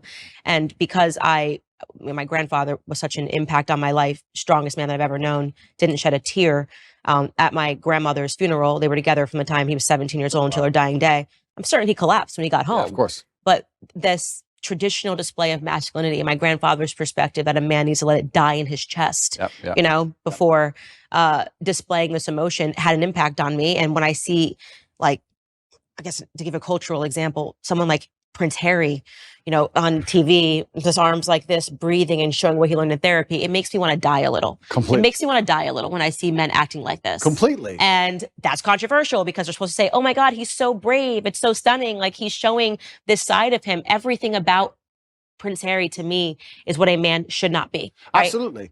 What you've done to your family, betraying your family, allowing a woman to assert that much control over you that you would, for profit, betray your family. I mean, everybody's got a family. Everybody's got family issues. Don't even let me get started. But the idea of selling out your family and then going the royal family, selling out the royal family. And what happened, it's such a display of what's happened to men, what's happened to masculinity. He's giving up his guns. He's never going to do this anyway. It's all of it is such a public example of what can happen. The thing is, I know what's so interesting is I know how miserable he is. He's miserable. There's no way a man can be happy in that scenario because I think masculine happiness comes from strength and to a degree excellence, and also comes from respect. Mm-hmm. Men want to be respected, and he doesn't respect himself. His family doesn't respect him, and his woman doesn't respect him. I know how unhappy he is. I know how unhappy she is by extension. It's just an unhappy, miserable house. He gave up everything and gained absolutely and utterly nothing. This whole therapy thing, the reason I believe they push therapy so heavily is because it goes into something I said a little bit earlier about selfishness. If you convince somebody that they have to spend hours and hours per week sitting in a chair talking about that feeling they had last Thursday in the kitchen. It's crazy. It's insane. Crazy. You want to talk about creating mental illness. There it is. This exasperates problems. This makes it worse. Mm-hmm. And it also builds this culture of absolute and utter selfishness. Excuse me, they're trying to put you in jail for the rest of your life effectively because they're going to enslave you and they're going to control all the money and they're going to make you get injections you don't need. Yeah, but I'm sad. I got therapy. I'll talk about it later. Yeah. That's all they want. They just want you to be so obsessed with how you feel in your own mind that you can't even look outside of yourself and care about anything. Right. It's part of the propaganda machine. It's part of the mechanism to turn us all into docile farm animals. I said this to somebody the other day. They were talking about how they feel. And I said, who cares how you feel? And he goes, well, what do you mean? Well, I don't care. You're telling me I know you and I don't care. So all the people who don't know you don't care. The woman you want doesn't care. You can't go up to a chick at a bar and say, you know what? Usually I'm really charming. Today I'm a bit sad. Can you give me a pass? Can you let me off? She'll be like, go away, weirdo. The chick you want doesn't care. The job you're supposed to perform at doesn't care. If the man who wants to mug you decides to pull a machete, he doesn't care. You can't say, bro, I'm not in the mood for a fight today. Tomorrow, please. Nobody cares. So why do you care? All the people out here in the world don't care, but you're going to sit there and you're going to carry me, the only person in the world who cares. You're going to walk around telling everybody, trying to find somebody who gives a good luck, because what's going to happen is you're going to walk around feeling sorry for yourself, trying to find somebody who cares. You might find somebody who pretends to care long enough for you to get a little bit of dopamine, but all in all, you're wasting time in a hyper-competitive world where people like me who perform regardless of how they feel are just going to perpetually bury you. And then you're going to sit there and wake up and go, why am I a loser? Well, because when Andrew was sad, he continued to perform. When Andrew was in jail, his business didn't fall apart. He was doing push-ups every day. His body didn't fall apart. Nothing about his life degraded when he was in a jail cell surrounded by cockroaches. You're in a plushy bed at home, crying about what? And you expect the male world's hyper-competitive. So you're not allowed almost as a man to put that much importance on how you feel. You don't have time to care about it because you have too much to do. This is what I find so remarkable. If I feel sad, I don't think, how do I stop myself? I need to not feel sad. I just go to work. I got stuff to do. I'm a man. I have things to do every single day. This whole therapy garbage, I can't think of a way faster to ruin your mindset and destroy your ability to resist the perils of life than going to therapy.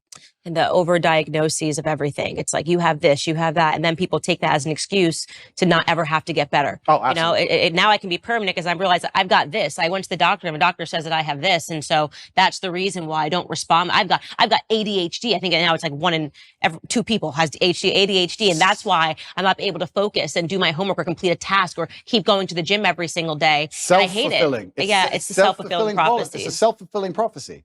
And I really can't think of a quicker way to destroy your mind than go to therapy.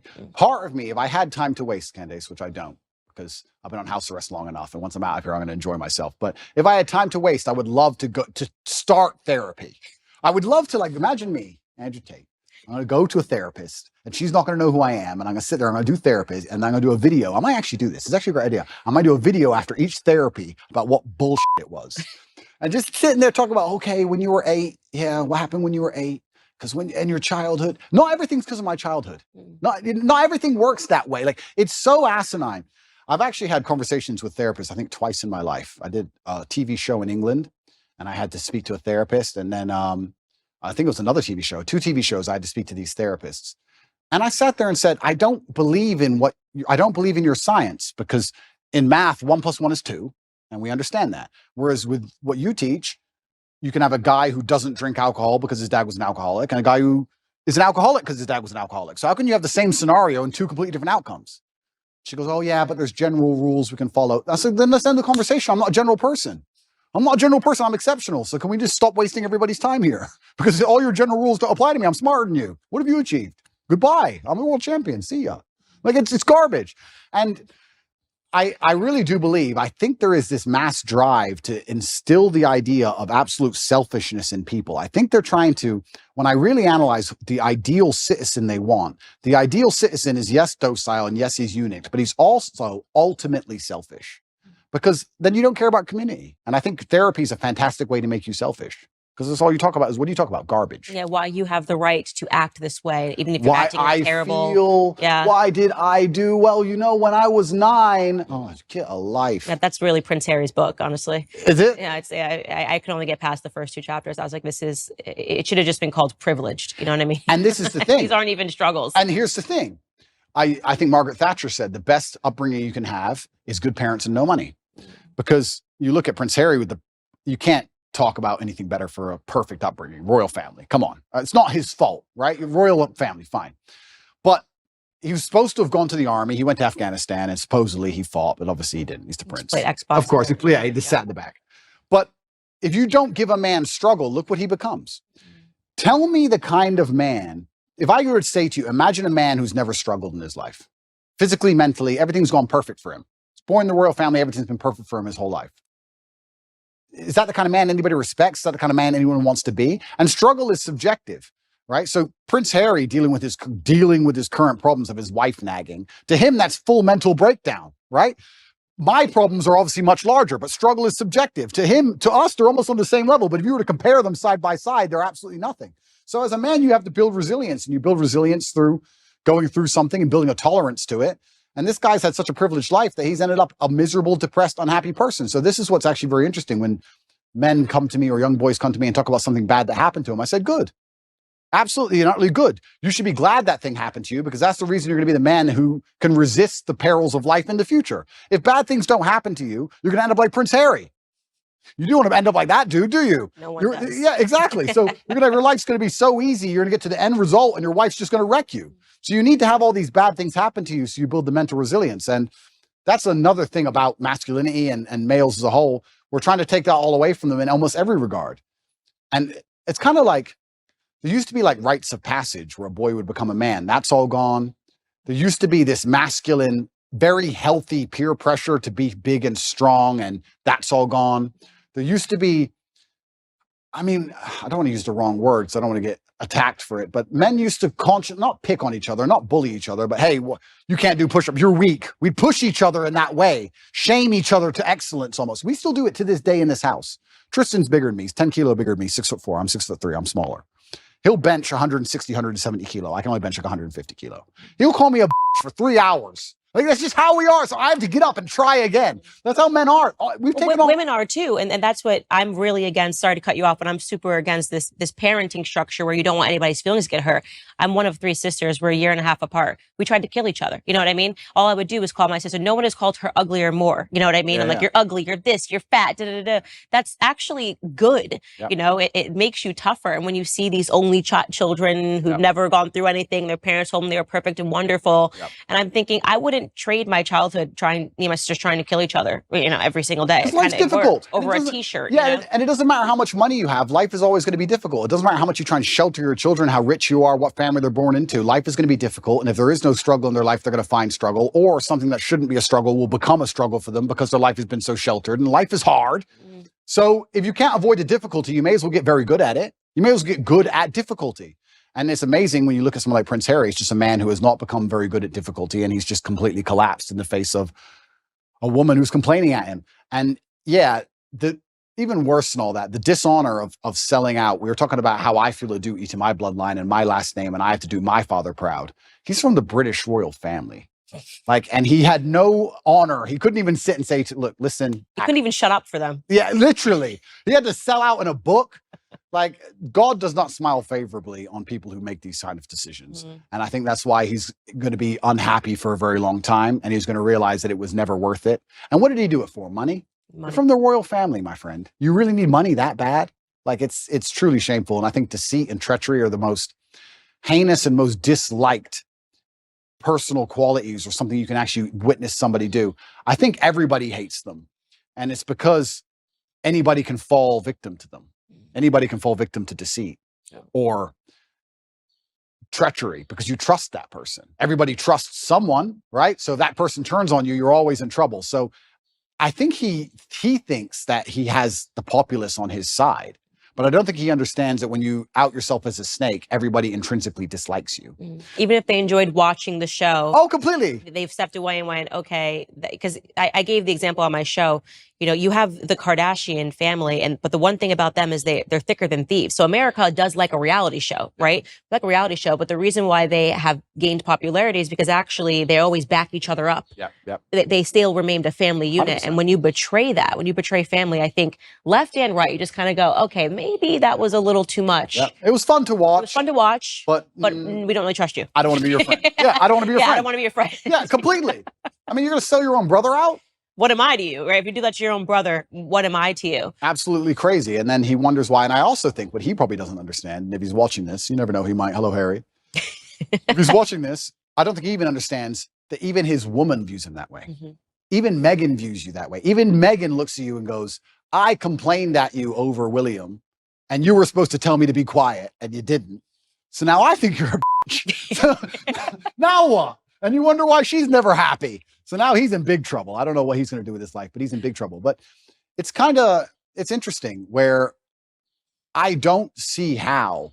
It's actually an interesting conversation to have about how psyops can work as a whole, because when I analyze, especially as a man, and I always talk from the masculine frame, not because I'm a misogynist, but because I'm a man. And I understand the masculine frame because I am a man. If you stray from the archetype of masculinity, if you stray from honor, courage, if you're not dutiful, if you don't believe in putting honor in your last name, if you don't want to be physically and mentally strong, if you don't believe in finding problems to solve, you don't believe in having a difficult life, if you stray from this because you've been psyoped to stray from it, all you end up with is misery. And it's amazing that people will see anybody who's strayed from it end up perma miserable and still fall for the psyop. I find it incredible that people don't think logically long enough to sit and say, okay, whose life do I actually want? I would never adopt the thinking of somebody whose life I didn't want. I don't know why people even do that. I could sit and have a conversation with Prince Harry for 10 hours straight, and he could be as compendious and convincing and concise, and he could be extremely perfectly articulate with his points. And at the end of it, I'd say, yeah, but I don't want to be you. So I don't want to think like you. So get fucked. Yeah. But I wouldn't want to listen to him. So I don't know why people don't even just wake up and go, okay, whose life do I want to live? What kind of person do I want to be? Who do I want to be like? That's the kind of thinking I need to adopt and install in my mind, because we're all being programmed by someone to a degree. And I don't think you can escape programming. You can just choose the programming that you are going to install inside of your mind. I'm not going to sit and say I'm not programmed. My father programmed me. My fight coach programmed me. The friends I have around me program me. My brother programs me. My social circle programs me. We're all programmed to a degree. You have to be very careful of who you're going to allow give you the programming. Because if you put it up to society and culture, the current culture, as a man, you're going to end up like Prince Harry. Do you want to be Prince Harry? It's a big question. It's a big question. And the answer is no. Yeah, the answer is no. It's interesting what you said earlier about putting things back to biology, because a lot of human nature is certainly animalistically biological. And even if we look at Harry and Meghan and how they interact in their home, I obviously don't know, but I can almost guess to the T the arguments they're having. I can imagine him saying, I gave up my family for you. This is what you wanted. I gave you what you wanted. Why aren't you happy? I gave you everything you liked.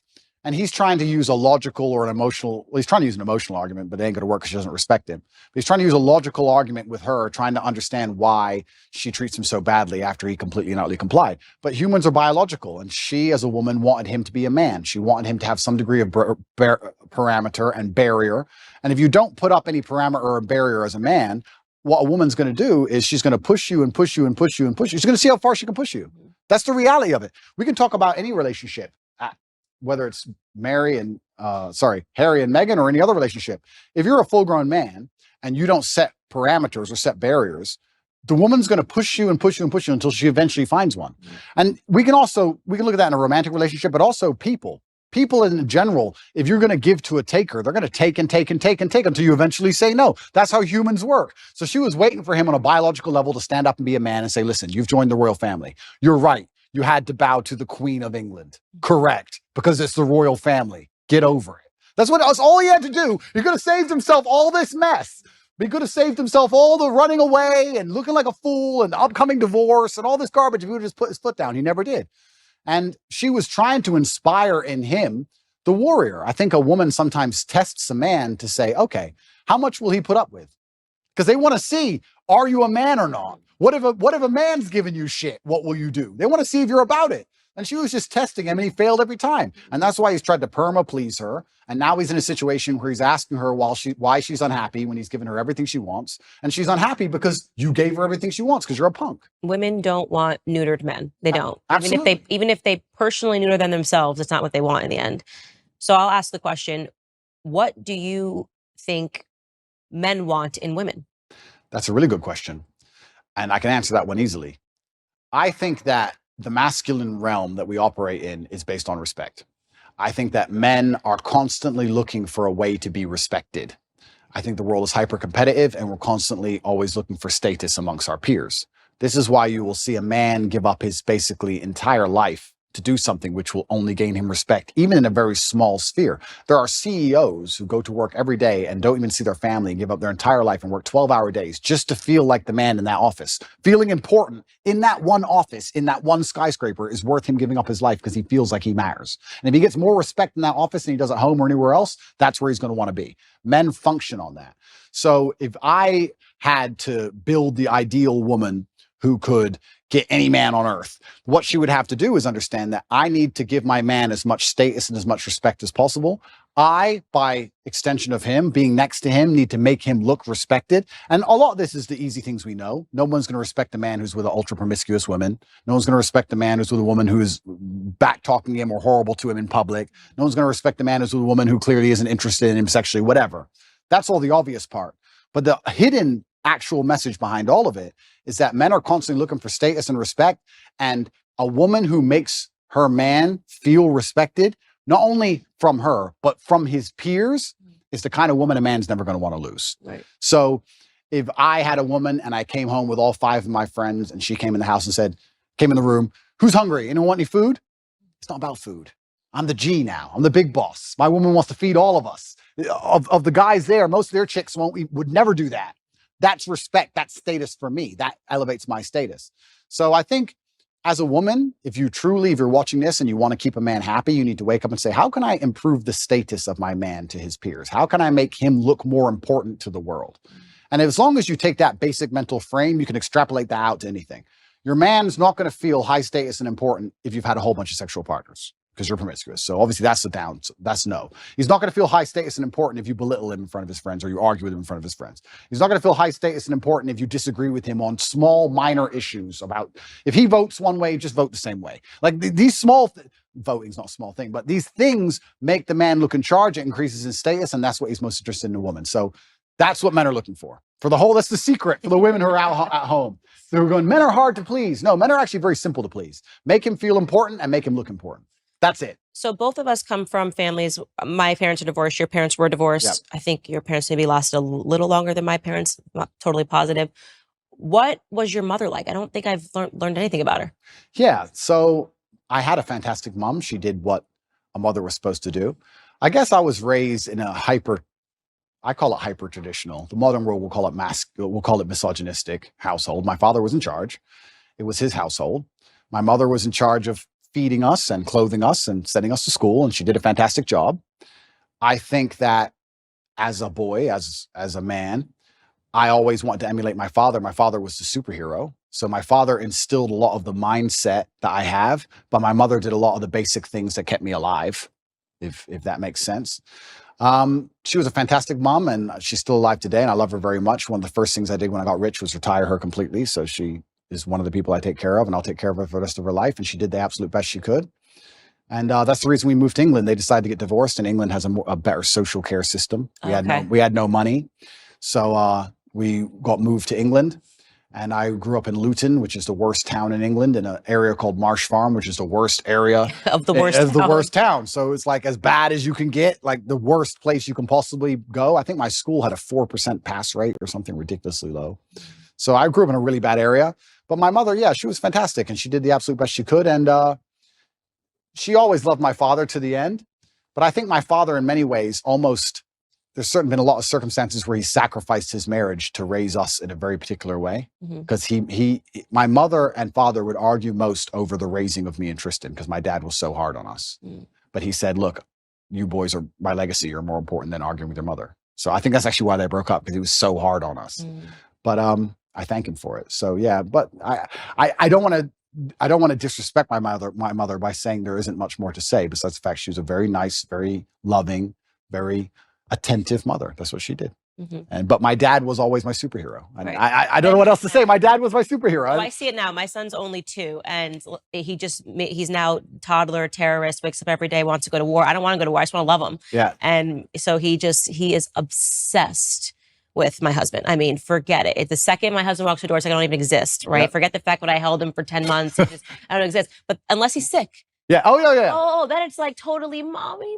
Oh, completely. I'm like, yeah. oh, okay. So when you want to go to war all day and you're feeling great, it's like dad, he literally just wants to fight him. He goes up and he hits him and he wants him to be thrown around. And I don't want to do it. I'm like, you're kind of big. Yeah. I don't want to toss you around. Go find your father. Yeah. So there actually is a natural proclivity that goes on there too, where like in the way he acts when a man walks through the door, any man, by the way, my son wants their attention. You can see that he seeks their approval at the age of 2.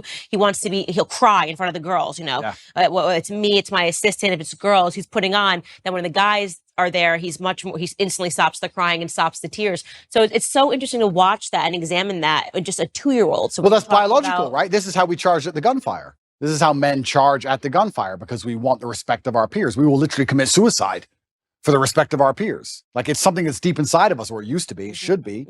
They're trying to take it away from us. But how do you get men to go over the trench, over the line and charge at machine guns? Well, you do it because everyone else is doing it. And you don't want to be the only so you have to do it.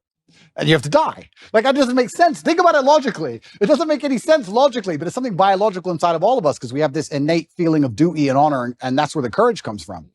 And they're trying to destroy that along with everything else. But you're right. This is how men biologically are designed to be. And I was the same when I was young. I remember looking at my dad just going, "You're a superhero and I want to be a superhero." That's just how it was. So, but yeah, my mother's fantastic and I love her very much. And she's very proud of me and she's very proud of how we were raised. And she's so glad we were strong. Like even when we were in jail, she was very concerned, but she's like, "Look, I know that if anyone can do it, you can do it." And yeah, so. Do you want to be married? Good question. I heard that's the lover boy tactic. We'll talk about that in a little bit, but. Yeah. And that's an interesting question because younger me would say no, absolutely not. And the reason younger me would say no is because I'd come up with all the arguments that there's no legal advantage really, and the woman can wreck you and you can lose all of your things, etc. What's the point? I don't want the government involved in my life, all those kind of arguments. But as I get older, maybe I'm getting a bit softer. Maybe I do think sometimes you need to make a decision based purely on love and have the faith of love and faith in your love enough to say, I don't care what the government's going to do about this because I truly believe in us and I think we're going to make it. So would I get married? Perhaps some point, yes, in the future I might get married. Yeah, I'm not against marriage like I used to be. I used to be super against it. And I think that's because I grew up in an environment where everybody was divorced. Everyone. So it's like, well, what's the point in this? Oh, wait, so I give her half my stuff and then what? I didn't understand the whole point of it. But now I think if I met the right woman, perhaps, yes. Yeah, marriage is good. Yeah? If it's the convert me, Candace. Yeah, if it's the right person, if you marry the right person, and I'm saying this as someone who grew up with divorced parents, well, they got divorced after I was out of the house, but speaks to your earlier point about it either impacts you one way or the other. You either want marriage because your parents were divorced, you don't want marriage. I desperately wanted marriage, and I think the ways in which we both have grown, and the confidence that it gives you. I think there is something about people are like, how do you do what you do every day? Because you cannot impact. My life is so stable. The nucleus of our household is so stable. And to be able to raise kids and have them see that example of the perfect yin and the yang, there's something divine about it. There's something spiritual about it. It's why I won't accept you. I think you are actually a libertarian right now, and I won't accept you as a libertarian. I think you will not be one. In a few years, if I had to make a prediction, I think you will lean towards conservatism, because even in just the crack of you talking about the attack on masculinity, because first you say, oh, well, if everyone wants to do what they want to do, if you guys all agree and you want to be homosexuals, fine. But then we'll start to realize that libertarianism, live and let live, is what welcomes in through the door. I'm, very against every ill that homosexuality has brought. And again, these are consenting people that are doing what they want to do. This is true. But look, evil is evil, sin is sin, and we're yesterday talking about homosexual marriage. Today we're talking about transing. Well, it's such a slippery slope. This is the thing, right? You're completely right, because the idea of live and let live was a fantastic one if it could actually operate without slippery slopes and it descending into chaos and anarchy, and it can't. So this is the difficult thing about it. You get called a bigot for saying this is my line, I don't agree with this, and you're going to be called bigoted and you're going to be attacked.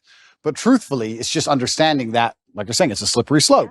And it's unfortunate. So what is the slope that we want then? Okay, then we should aspire towards heterosexual relationships. We should aspire towards marriage. We should, and this is the mold that I am selling all the time. Wouldn't have said this 10 years ago. I was probably more libertarian when I first got into politics. And what's the big deal if people want to do this to themselves? And then I realized, no, there is a reason. No, and you're completely right. And the reason I gave that example is because I'm currently in a legal jeopardy or a legal situation where people who have nothing to do with my life are trying to say that people were victims when they weren't, when everyone was consenting. And you're right.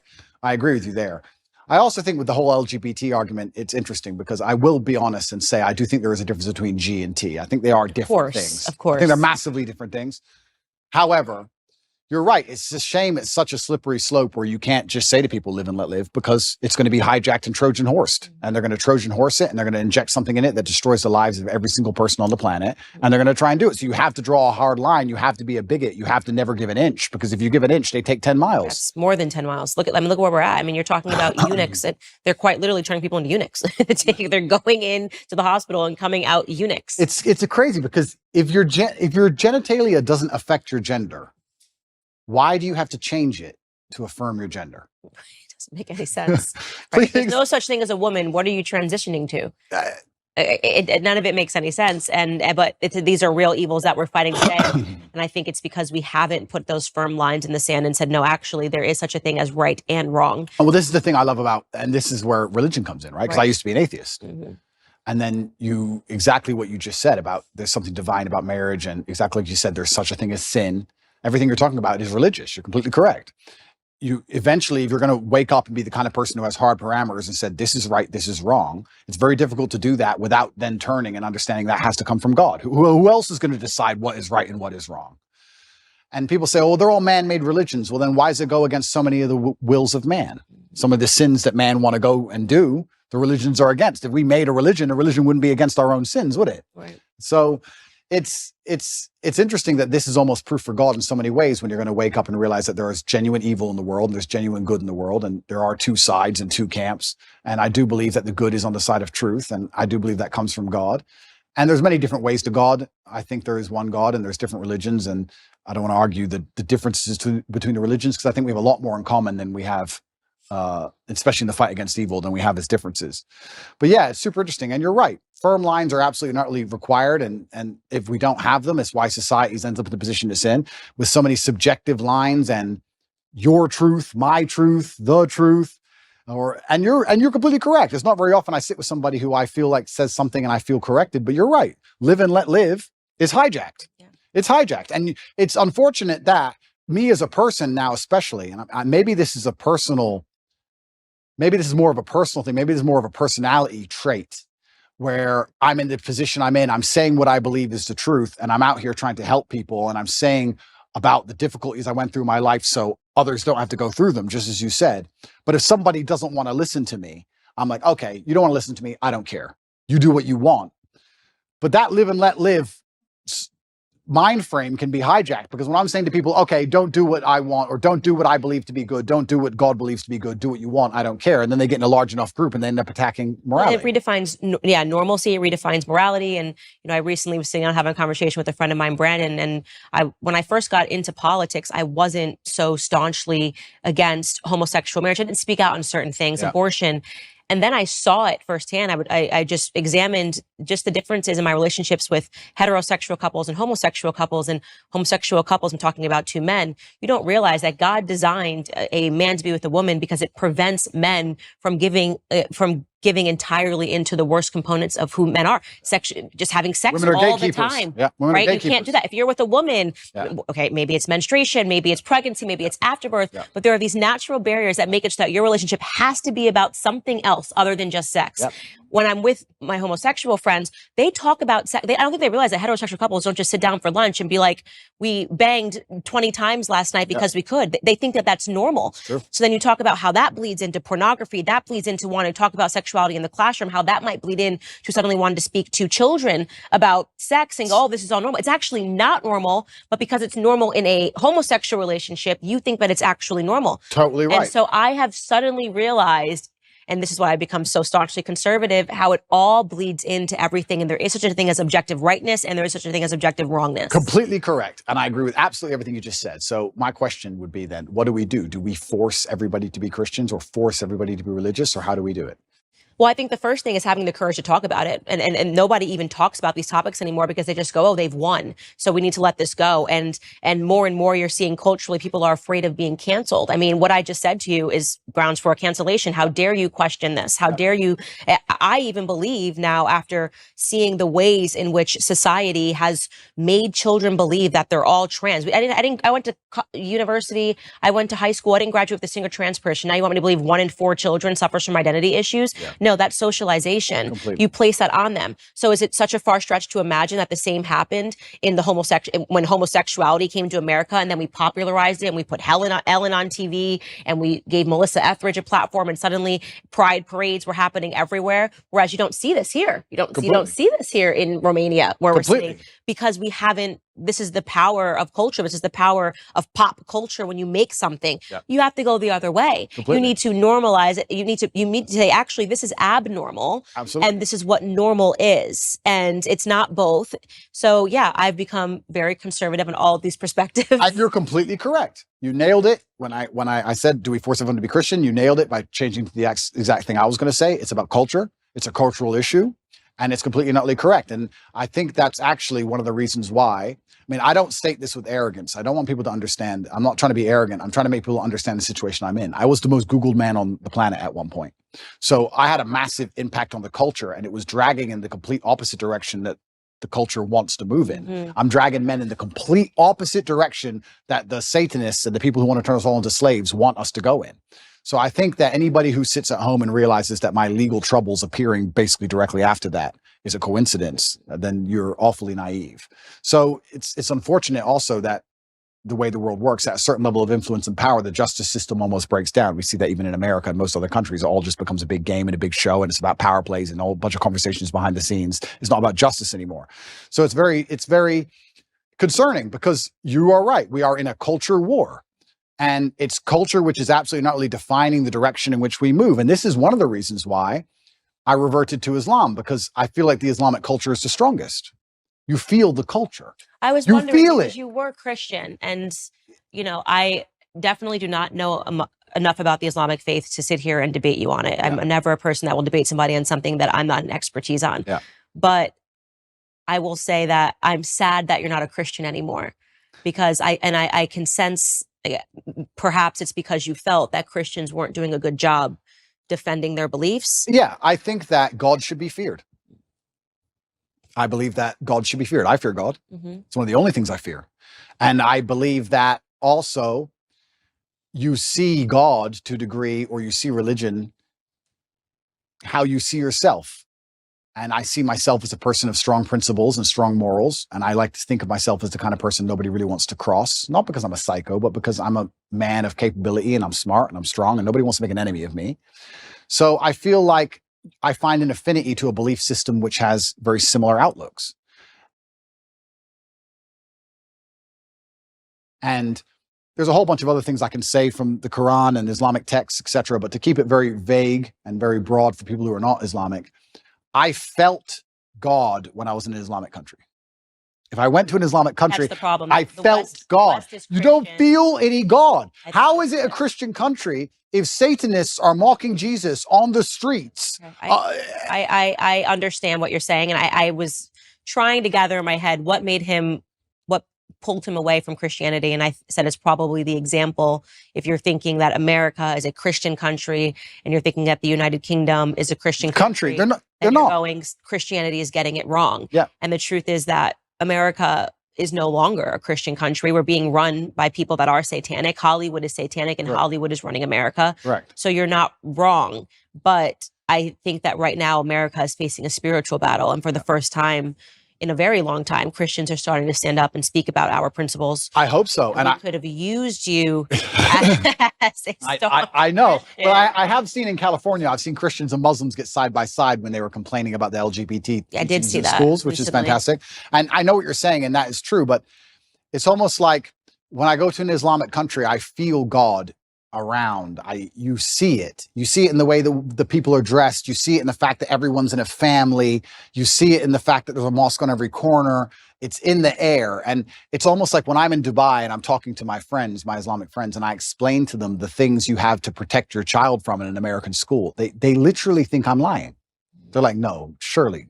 Like, it's What about mind-bending Afri- to but them. What about African countries that are Christian? Okay, so yeah, this is interesting. So Yeah, they still are mind blown by the concept of what we're fighting in America. So America is unique. We shouldn't say that this is the You're right. blanket. You're right. They're right. There are Christian countries which still take Christianity. And they're like, very what do you seriously. mean men can be women? Like, they think you're crazy. And we're in Romania, and Romania is a country which is very Christian. conservative and very And Christian. very Christian. And they don't buy into any of this garbage No, either. none of it. So this is absolutely not really true. It's unfair to say all Christian countries are like that. America is an exception, and not in a good way. Yeah, I feel like the whole West is, unfortunately. The West is. I've said on my show the entire time. The West is falling. The fact that we're even having these debates is not good. Yeah, the West has fallen, and unfortunately, Russia, Yeah. Christian country. Yeah, absolutely, a very Christian country. So yeah, you are right, but I felt an affinity to Islam. I felt God in the air, and it's difficult for me to explain any other way. Okay, that's fair enough. I won't push you any further on that.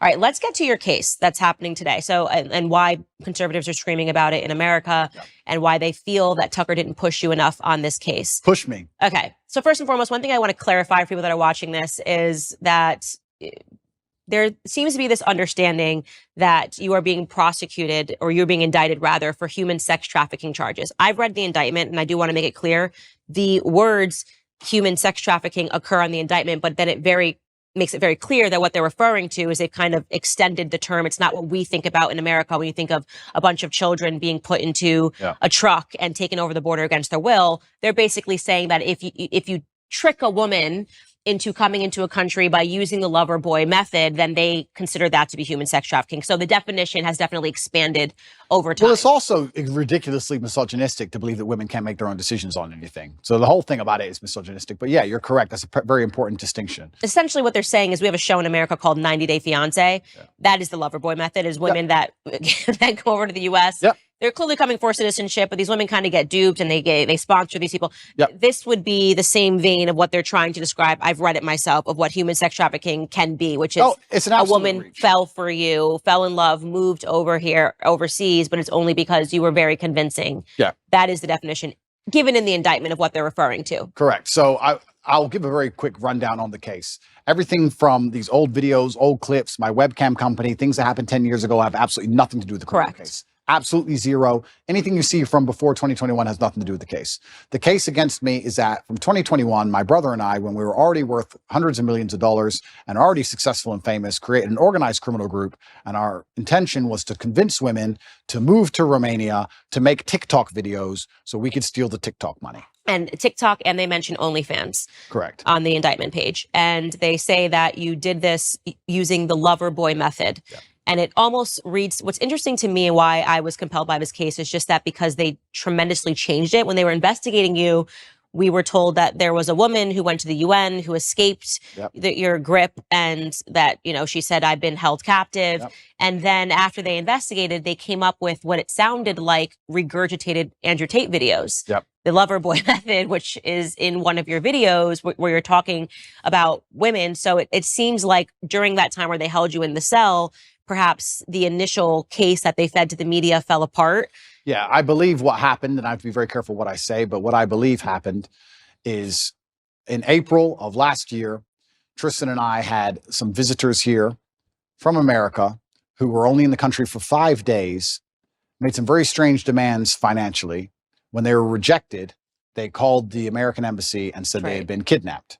Those two women, we deem now to be professionals. One of them has accused 7 men of kidnapping in her life.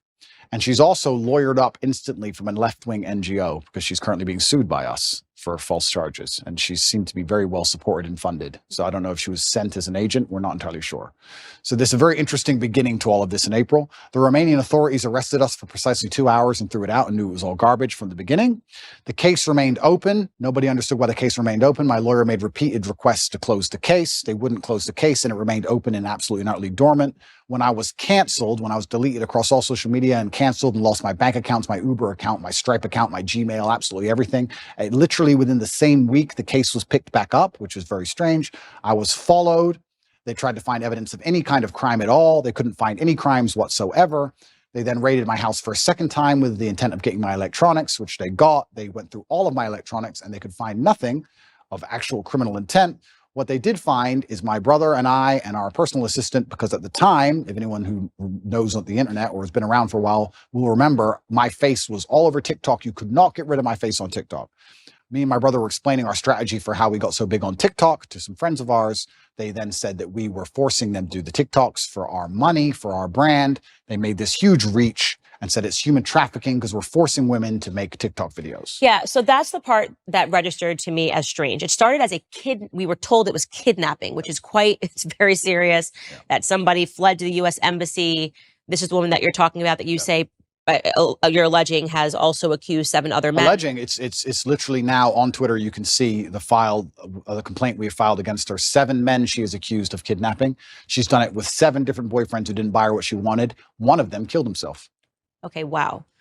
So she's a professional. Okay, so it's very strange that she comes over, she accuses you of kidnapping her, but then they decide not to prosecute that, but they fed that to the media that you kidnapped someone, that she fled to the U.S. embassy. Then all of a sudden we learn that they're investigating you, and the charges then go from kidnapping to, well, actually what he was doing is a lover boy method, which we're saying is human sex trafficking, and that these women didn't know what they were getting into. They thought that he was going to marry them. Yeah. And actually what he wanted them to do was just to make TikTok and OnlyFans videos. Yeah. So the Loverboy method, traditionally, the way it would traditionally work, the reason it was criminalized and added to the criminal code is that I would be a Romanian man and I would meet a Romanian girl. We would get married. Marriage is part of it. I'm not married to anybody. We'd get married. We'd move to a richer country. You go from a poor country to a rich country, let's say America. You put the girl into sexual work, let's say prostitution, and then I'll keep all the money and I'll control her or coerce her by pretending to love her. That's what they're saying. That's how it traditionally works. Mm-hmm. They've accused me of using the Loverboy method because basically I was a nice person. I was nice. That's the thing that most people don't understand about the law. It's so ridiculously subjective. If they want to weaponize it and use it to attack you, that's exactly what they'll do. They can accuse any man of using the Loverboy method if you send nice messages on a text message. If you're like, hey, baby, how are you? So did you, hey, did you promise to marry these women? No, I didn't promise to marry anybody. What I had was girls. The two girls who were in the criminal file asked me how to be famous on TikTok. I told them how to be famous on TikTok, and I spoke to them nicely the entire time. These two women have come out and made videos repeatedly saying, we're not victims of anything. I don't know if you've seen them. No. Okay, so just so I back this up. The victims in the indictment. Correct. Have made videos saying we're not victims. Correct. I did not know that. It's all over Twitter. In fact, on I think it's my pinned tweet, you can see the criminal case against Andrew Tate. The two victims who the DCAR are accusing me of using the Loverboy method on have made videos saying, he just told us how to do social media. We're not victims. I've never seen any of them being aggressive or rude. They've always respected people. Ai fost amenințată? Nu. N-am fost niciodată. Dacă eram amenințată, automat nu mai eram idiotă să stau în casa asta. Suntem prieteni buni de 2 ani de zile, cam așa. Poți să mă treci pe mine ca și victimă, dacă eu n-am spus că sunt o victimă. They gave this statement to the police. The police ignored it and said they're brainwashed. So they ignore it. So now we have a criminal case where we have girls who are saying they're not victims of anything. Me telling girls how to make money on TikTok, or not even how to make money, because no one makes money on TikTok. Telling them how to get famous on TikTok. And them saying that I forced them for money, which doesn't exist. There's no money in the criminal file. There's no transactions. There's no financials, nothing. The girls themselves have given statements in my defense. They're being thrown away so they can continue with this case saying that I've brainwashed the women. So now we have, imagine in court, my brother and I, and the two victims all on the same side. It's insane. Saying, nobody's done anything wrong. We're all friends. We were talking about TikTok accounts. And then you have the state with no witnesses on its own saying, you're victims and you're bad and you're going to jail. So it seems like what they're doing then is this is where the content from 10 years ago is coming into play, where they're saying, well, look, they're conflating this now. So even though these charges are from, and I read the indictment again, 2021, but look at what he said 10 years ago, which somehow confirms what we're saying. We don't have to listen to these women. Yeah. So I do want you to contextualize this video that has been circulating on the internet of you talking about the Loverboy method. So we'll take a look at that right now. Sure. You cannot get a girl to work for you having So the recruitment process is the same as the PhD course. You message them on Instagram. The PhD course is my recruitment system. I don't mention webcam until after I've had sex with the girl. If you're on dates and you're trying to mention it and shit, it just doesn't work. It puts them off. I'd never do that. That's disgusting. I'm not a whore. It's just not gonna work. You continue as normal, no mention of webcam.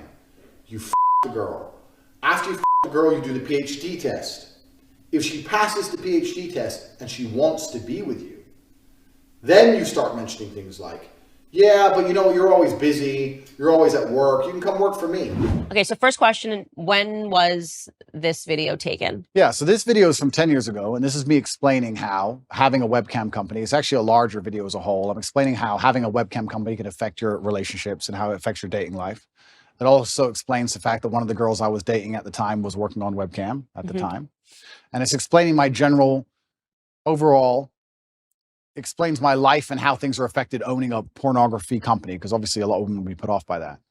It doesn't explain, it doesn't say, I have to be very careful how I answer this question because I'm currently under an investigation, right? So I'd be very careful how I answer it. People are trying to chop it up and say that it says I am using the Loverboy method to somehow convince women to do things they didn't want to do. This is obviously not the case, and none of this is in the case file for a reason because it doesn't exist and none of these women are upset. But this is simply me explaining, it's actually a dating course I made a long time ago, and I'm a little bit embarrassed about it, to be honest with you, because it was 10 years ago and I was talking about women and dating and things in a way that I wouldn't talk about them anymore. Right. So yeah, And you look very young in the video. I'm super young, and I'm talking about, hey, when you sleep with this girl, or you meet that girl, or you meet this girl on Instagram, and I have a webcam company. I don't tell them I have a webcam company. And I just think all that's kind of crass and it's below me. Yeah. And I don't really like talking about it. And it's amazing how things change as you mature and you get older. But once again, I was a much younger man. I think if you were to take any 24-year-old and look at the stuff he puts on the internet, some of it's going to be stupid. And I think if you look at anybody who made things 10 years ago, some of it's going to be stupid. It's absolutely not criminal in any regard. There's nothing criminal about it. It has no bearing or any interest in the current case. But yeah, I was talking about how I don't mention I have a webcam business. The basic premise of the video was me explaining that I don't mention I have a webcam business ever, and that I'm Mr. Rich and I have this nice car and I go on dates with girls. And sometimes when I say I have a webcam business, some of them want money and they want to work for me. That's the basic premise of it. Right. I'm glad to hear that you're not proud of the video. And I think that that's one of those things where I say that people don't allow you to grow up from things that you've done or said in the past. And this is obviously when you were operating a webcam business, you're Completely. talking about. And that's the whole thing about the human experience. We're supposed to grow, right? And we're supposed to make mistakes and we're supposed to learn from them and we're supposed to evolve as people. And I'm certainly not proud of the video. When I say I'm not sorry for what I've done, I don't mean it in I would do the same things again. I don't mean it that way. I mean that at the time I was a lot less knowledgeable and I was younger and I made some mistakes. And just like I'm sure Jay-Z would never sell crack again. Right. Exactly the same reason I would never make a stupid video saying something so stupid again. I also could have never predicted the fact that I was going to become one of the most famous people on the planet. Right. I didn't see that coming. And if I did, I would have been a lot more careful with what I said and how I said it.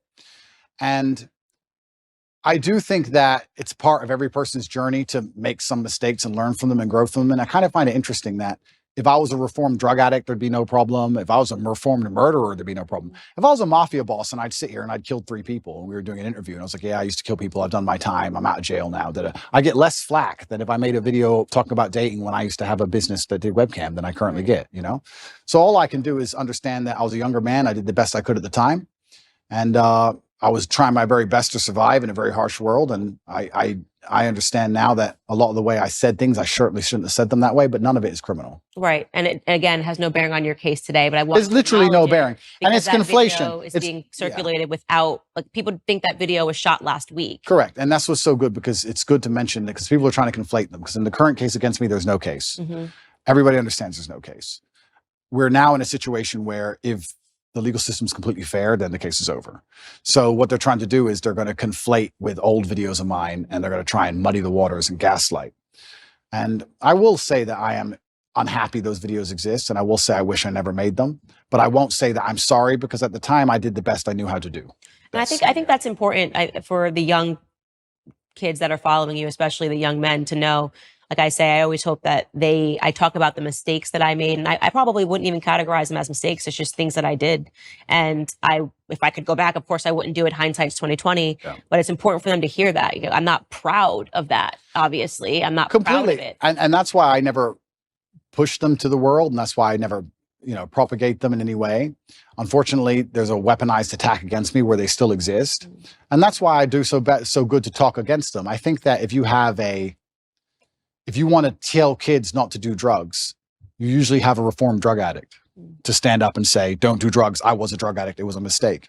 And I think that gives you a degree of credibility. So for me to sit here and say, be a lot more careful, one, with the way you say things on the internet, especially. 2, be a lot more careful with your interactions with women as a whole, especially in light of the Me Too movement and all these other things. Be very respectful. This is a small clip. If you watch the video in its entirety, I actually talk about extensively about how you don't want to make a woman feel pressured. You don't want to pick up a rape charge for no reason. If she feels upset or sad, make sure you get her a taxi home. I talk about all these things in the same video. So this is still the worst part of a very long form video taken out of context.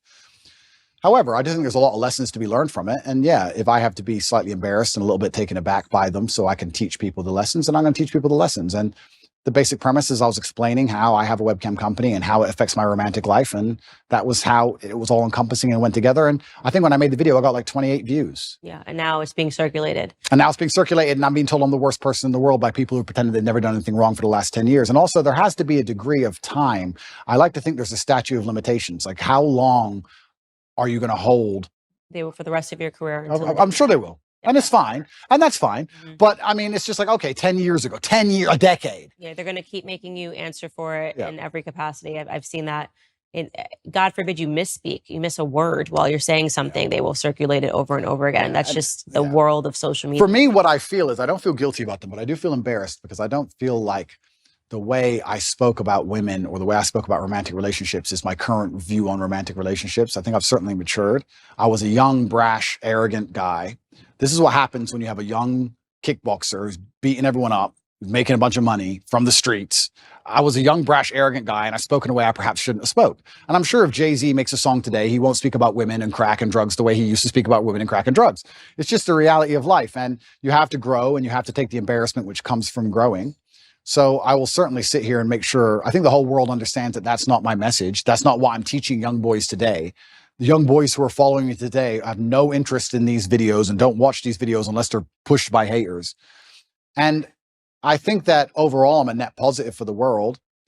I think that men being so disenfranchised is, I want to say something quickly about the British school system. The English school system has attacked me, and they're trying to put me, they've spent billions of dollars trying to remove me from schools because young boys were running around saying, what color is your Bugatti, and repeating my sayings. I don't think I can really truly be held responsible for the fact that young boys repeat a saying, especially one that's not particularly aggressive.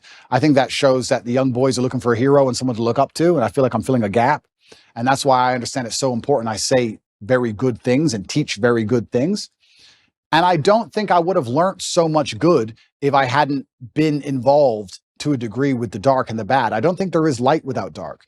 A lot of my lessons and a lot of the messages I give to the world come from the fact that I grew up in one of the worst areas of the Western world, surrounded by drug dealers, surrounded by real pimps doing real bad things, surrounded by broken homes.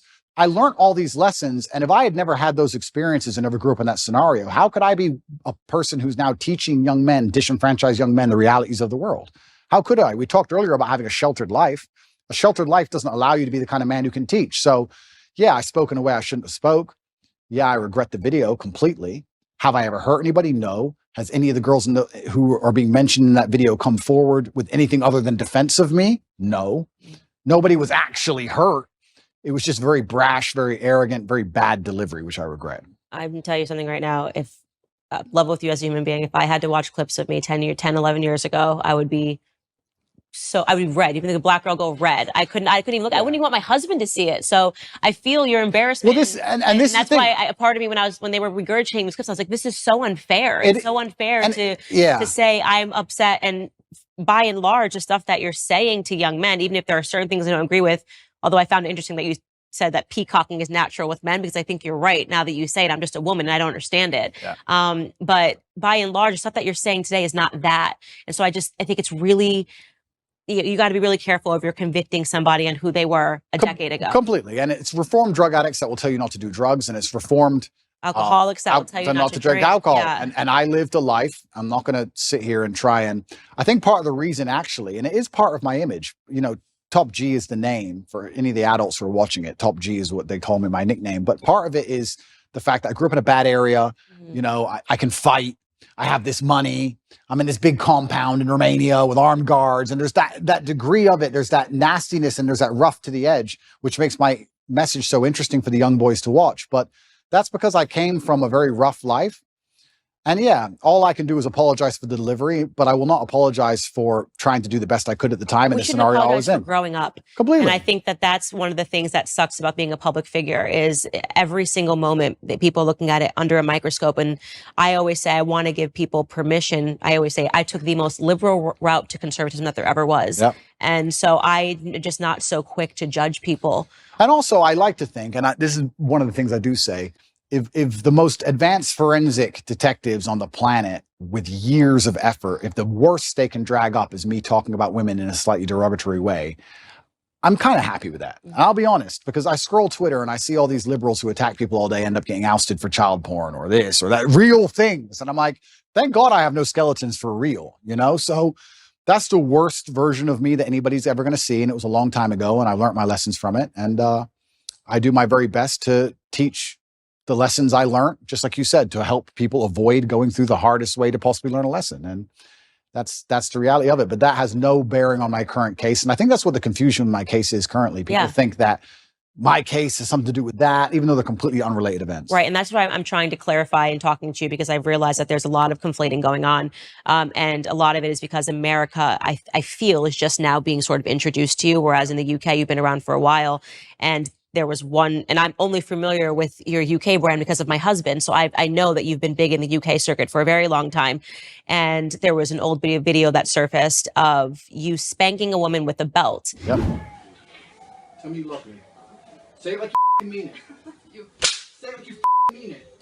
You message one other guy ever again, whether we're together or not together. You understand me? This obviously has made it through the UK media for years, and I know what that is based on my understanding of what happened with Big Brother when you were on Big Brother. But Americans are just seeing this video in a long montage of awful Andrew Tate videos. So I want you to explain to them what that was. Sure. And again, this is another example of when the woman has already spoken out and clarified that this was not her being abused, but absolutely. Yeah. The woman's already come forward instantly after the video. She came forward and made a video and said, look, this is between me and Andrew, and he never hurt me, and I love him very much. And this is something that personally happened in the bedroom. Hello, everyone. I just wanted to say something about the video that's been released recently about me and my ex-boyfriend, Andrew Tate. Andrew is my still great friend. What you guys saw in the video, it's just what we used to do. It was just pure game. He's a great guy. He would never hurt anyone unless he's fighting. And I just wanted to let you know that this is a huge misunderstanding, because I heard he got kicked out from the house because of it, which I found very unfair. It's because it was just pure game. It's just what we used to do. And it's actually interesting because when I got arrested, even recently, even though me and her are no longer together, she was also doing videos in my defense. She made a very recent video a few months ago saying, once again, very nice things about me. He is not a human trafficker. He would never rape anybody, and he would certainly never ever human traffic anyone either, including his brother. They would never do such thing. I am just so shocked, and I'm so fed up with all of these lies. And you're right about public life, having your dirty laundry or your life thrown out there to the world. It is kind of interesting. And it's interesting how fast people throw stones, because I know how clean my life is compared to most people's lives. And I know that just from conversations I've had at dinner tables. I know from just dinner table conversations. You talked earlier about dinner table conversation people have in couples, etc. I've been sitting around in very private rooms with very rich people, and I've been in very important places and also some very low places. And I've heard people talk, and I'm like, if your life was on display like my life was on display, it would be a real circus. I mean, imagine you could be the son of a president. Imagine if their life was on display, and you could find out some really interesting things. So me personally, yeah, these things are the same old regurgitated things from 10 years ago that have been previously explained. that was also, I was going to say, can you date that video? When that video I must have been, how old was I? 2015, maybe 2014, Okay. A long time ago. Right. And I think the best defense for all of these things, personally, I don't think that anybody should take my word for it. I think the best defense for all of these things are the voices of the woman directly involved. Right. We say, believe all women, right? That's what we say, isn't it? Okay, well, you don't have to listen to a word I say or believe a word I say. If you think I've done something wrong to a woman and the woman stands up and goes, no, I love him, that's garbage, then that should be the end of the issue, I believe. Maybe I'm getting libertarian again.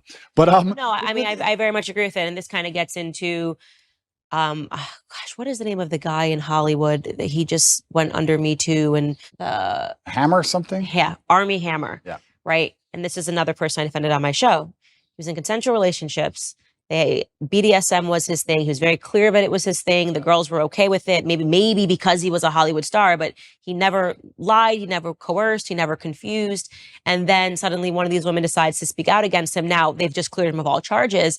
And I sort of have the perspective that if they were doing this in a consensual relationship, irrespective of how I might examine it and say, I would never do this in a consensual relationship, you can't then turn him into a rapist. Well, this is the thing. I don't think many people understand, especially the men who are vilifying me and attacking me and anyone who's upset by me, understand that first they come for me and then they're going to come for you. They come for any man that they don't like. And the way they do it is this is the weapon. They sit and go, okay, let's take some kind of sexual crime because it's heinous and it damages their name. And then because it's subjective, right? You say rape, you're right. Rape traditionally was grab a woman off the street and hurt her. Well, he didn't do that, but he did have a consensual relationship for years. And then now his girlfriend can be convinced to turn on him for a paycheck because the media will hype her up, make her famous, and pay her a wage. Now he's a rapist. Or even by more crazy extension, let's look at the Loverboy method. We have a man here who has spoken to a woman in a very nice, polite, kind way, has never even had a BDSM relationship with her, hasn't hurt her, hasn't hit her, only spoke to her nicely. She is saying he is nice. She is saying he did nothing. Okay, she's brainwashed and he used Loverboy. You can't even be nice anymore. You can't even be, if the government want to put you in jail for sexual crime, you can be a man with a woman, speak to her with absolute respect. She can love you with all her heart and say he has never hurt me, and you are still a criminal. Right. Right. Think of that. Think of the mind bending. It's crazy. As a man, you're not safe. You're not safe. If they want to get you, they're going to get you, and they're going to use this avenue because this is the most heinous possible crime you can be accused of. The process itself is the punishment. Let's look at what's happened to me. All those months of investigation. During all those months of investigation, there are pages and pages of files. Everything I did, everywhere I went, they were looking for me to break a law. I don't break laws. If I had even sped in a car, if I had littered, if I had done anything, it would all be in the case file. So they're spying on my entire life trying to find a crime. They can't find one. Then they go through my entire personal life, which is now all over the internet, leak it all over the internet. So you go through the embarrassment. Then they seize all your money. $15 million have taken of my money. Then I went to jail for 3 months. Now I'm on house arrest. By the time I'm found innocent, I've been punished.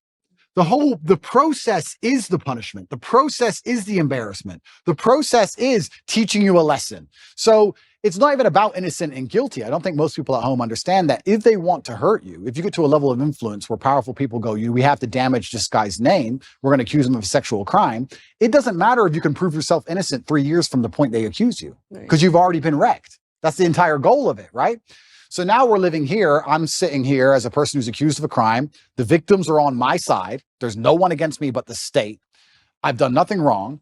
There's these Twitter detectives, internet detectives, who know who funds them, trying their very best to prove me guilty for no reason by taking old videos and conflating the issue and trying to make it complicated when it doesn't need to be. And I just sit here and think... They are complicating the issue. I very much agree with you on that. I think that the goal of digging up these old videos was to say, well, that this somehow legitimizes the case against him in Romania. Yeah. And that's just not true, right? You can say... You even said it. You're not proud of these videos. You can say, I think Andrew Tate is immoral. I think the things that he said here are not principled. They're trying to say that because of things that you said 10 years ago, you shouldn't have a platform to young men today. It's just too much conflation. I made pro-atheist videos back then, and I'm very embarrassed of those. Right. I'm extremely embarrassed of the videos. I would sit and say, God is not real. In fact, I'm more embarrassed of those videos than any other video. Wow. And I would sit there, and now I'm devout to my religion. So I would sit there and try and talk about how God wasn't real, and I thought I was smart. And now I watch it and think I was an idiot. And I like to think of myself as a pretty wise person. I wouldn't have a platform if I wasn't wise. And I'm 36 years old. But at 25, I was a dummy. And I think that any 36-year-old, if you were to ask him, were you a dummy at 25? I feel like young men especially take a little longer to completely, you're full of testosterone. I was making money. I had a Lambo. I was fighting. I was beating everyone to pieces. I had a few hot girlfriends. I thought I was Mr. Hotshot. Yeah. Like, is that the worst thing in the world? Like, who isn't? Right? So, yeah, it's very interesting that they're going to attack me with these forever, and that's fine. I do believe, however, that Allah is the best of planners. And I am, in many ways, I wouldn't say happy, but I feel like this whole criminal investigation is going to be a fantastic end to all of this once I'm found innocent. Right. I believe. And I do believe I'll be found innocent. I've seen all of the case against me, and there is no case. And it's very difficult to put somebody in jail when there's nobody saying he did anything wrong. For people at home who are confused about my criminal case, just so they understand, I'll explain it one more time. 2 girls in April who visited Romania for 5 days, wanted money for shopping, didn't get it, accused us of kidnapping them. These are girls who have accused 7 other men of kidnapping/human trafficking. Romanian authorities turn up and within an hour said they weren't kidnapped, this is stupid, and threw it away. Then they picked up this case for some reason, by some recommendation later on down the line, come up with this whole Loverboy garbage. The 2 girls, there's 4 girls in the case. 2 of the girls who were accused of, who I've supposedly Loverboyed, are on my side. We have the 2 initial girls who said that they were kidnapped, who are on CCTV walking in and out of the house as much as they want, and she's accused 7 other men of kidnapping. That's the case against me. So I have enough faith in justice that it's all going to be put away pretty quickly. But yeah, I wish those old videos didn't exist, but much more than those, I'm far more embarrassed about old videos I made that were anti-God. I feel genuinely bad about those, much worse than that. So it's just, but that's not what you're selling to kids today. Absolutely not. I'm doing the absolute opposite. Right. I'm trying to push children towards religion. Right. I'm trying to push kids towards God. And it's amazing that it's amazing that I'm being attacked with these videos and I'm embarrassed by them. That's fine. But I'm glad my atheistic videos didn't appear. I'd be far more embarrassed. I'd feel genuinely shameful to watch those. But, you know, we're human and we make mistakes and all we can do is grow, like you said. Yeah. Trust me, I went through the conservative ringer too. Suddenly. What did they hit you with? All sorts of things. I mean, they hit me with an old anti-bullying company that I was trying to put together based on something that I lived through when I was in high school. And they tried to say essentially that I was trying to dox people. I still have to answer for a splash page for an anti-bullying company that I tried to create with the most goodness in my heart. And they still throw it at me. She's a fraud. This is not what she actually thinks. I mean, I have to answer the conspiracy. Some things are even crazy. That George's father is somehow related to the Rothschild. And I mean, it gets crazy. And the bigger your platform becomes, the more they dig into your history and they'll dig into ex-boyfriends. I mean, it never goes away, but I'm hardened to the process. I am who I am. I'm proud. I actually am proud of a lot of the things that I lived through, a lot of the mistakes that I've made, because it made me who I am today. It's interesting you say hardened to the process, because I think I am too. Because when I watch old content of mine or things I wish I didn't do or say, I will feel guilty or I'll feel shameful or I'll feel embarrassment because of me. I don't care what people think. I don't care if some conservative wants to watch a video and make a video. I don't care. It's about me and my own personal morals and my own personal morality and how it's evolved and how I feel about things I've done. It's all about me. It's internalized.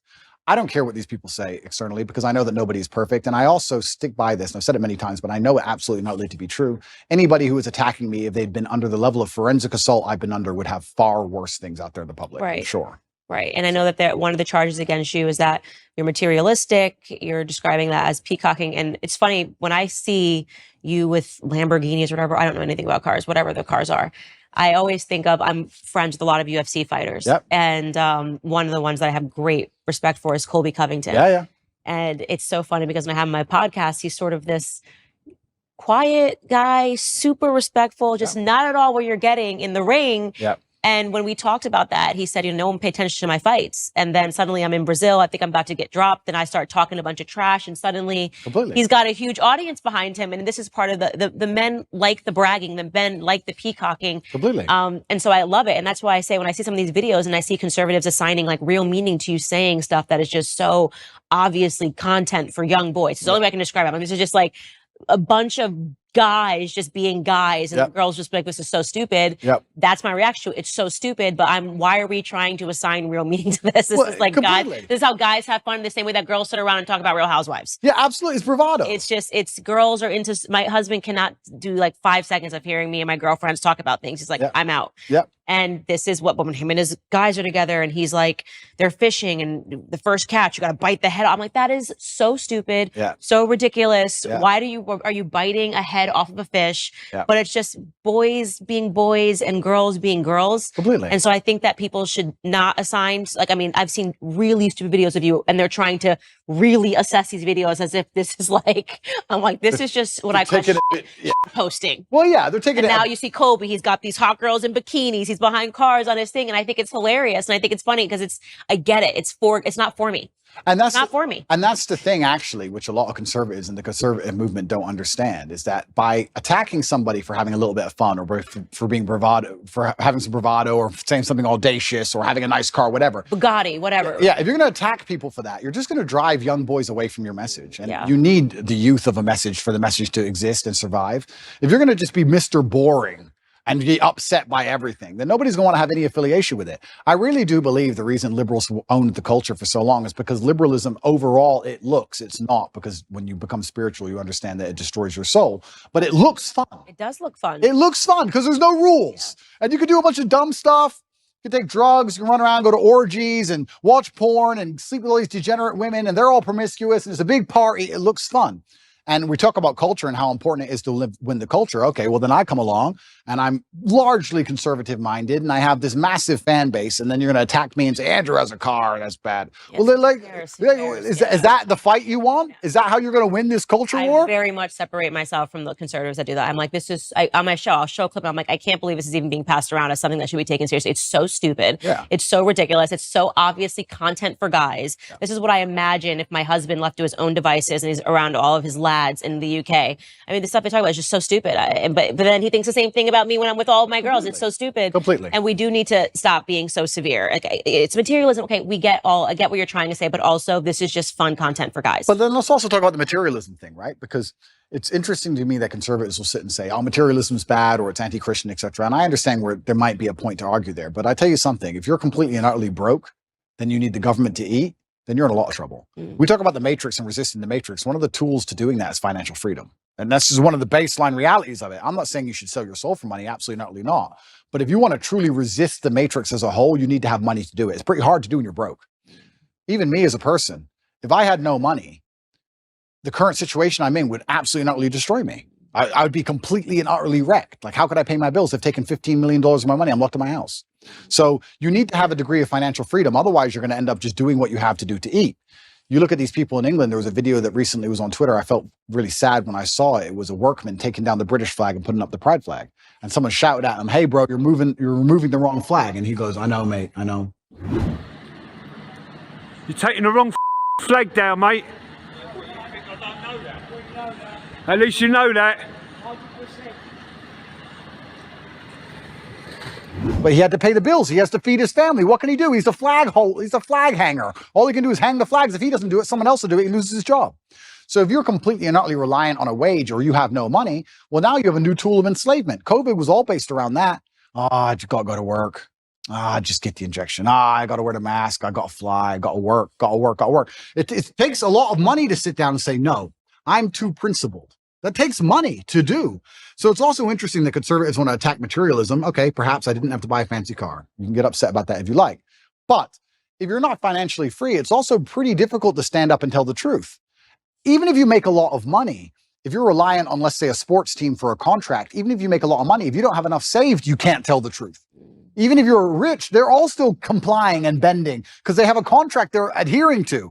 It's difficult. So I don't think that if you had somebody who was trying to inspire the masculine youth of tomorrow to resist the slave mind, teaching them to be financially free would be a bad thing. I think it would actually be a good thing. I think men need it because they view it as aspirational and no one escapes it. I would definitely not describe my husband as materialistic at all. He likes cars. There's just something about cars that men like. Absolutely. My son, truck, car. It's psychotic. I mean, it's such a boy. Every time he sees a truck, a car, any car that looks cool, he's 2. Yeah. He's 2. So there is something ingrained in men that his first word was truck. You know, every time a garbage truck goes by anything, he's just like a school bus. Men like that for whatever boys like that. Men like that. I don't think we need to overthink it. Yeah, absolutely. It's aspirational. But also, if we're going to actually look at the meta point, I believe that teaching financial freedom, I think teaching financial freedom is one of the very important ways you teach people to resist the slave mind. I don't think you can resist the slave mind if you're completely and utterly broke on welfare or living paycheck to paycheck for a large corp, which is insistent on trying to install the slave programming inside of your head. I think it's very, very difficult. I actually think financial freedom is a key component to it. And I think that me standing up and showing a life that costs $50 million a year or something ridiculous, doing that on purpose and trying to inspire men to make as much money as possible is actually a very key component to the resistance to the slave mind. I don't think many people understand this because if you teach young men how to go out there and become rich as possible, it's very difficult they can do that without learning some degree of mental fortitude, without learning how to speak to people, without learning how to network, without learning how to be competent and disciplined and motivated and work hard. And then if they do all that, they have enough money so that when someone comes along and says, take this injection, they'll say, no, I don't want to take the injection. I'd rather miss the flight. So there is a key component of resistance which actually involves materialism. I'll argue that if I was exactly the same person with the same viewpoints, but I was completely and utterly flat broke, I wouldn't be able to make the same impact on the world. And I wouldn't be able to resist the programming the same because I need to eat food. So I'd actually counter argue any conservative who's complaining about my beautiful car collection of 42, not 42 nice cars, that having a lot of money is actually an important way to resist the matrix. I can only talk from personal experience, but the number of times, especially during COVID, for example, where I managed to not have to comply with any of the laws simply because I was loaded, I can't even name on 10 hands. So materialism is important. I think we should be teaching, especially the young boys, especially people who understand, who want to live in a very rational world, who want to live in a world which is based on common sense and dignity and honor and respect and all the things we're trying to teach through conservatism, is that if they don't have a degree of financial stability or financial independence, they're going to end up getting wrecked anyway. They're going to work for woke corp.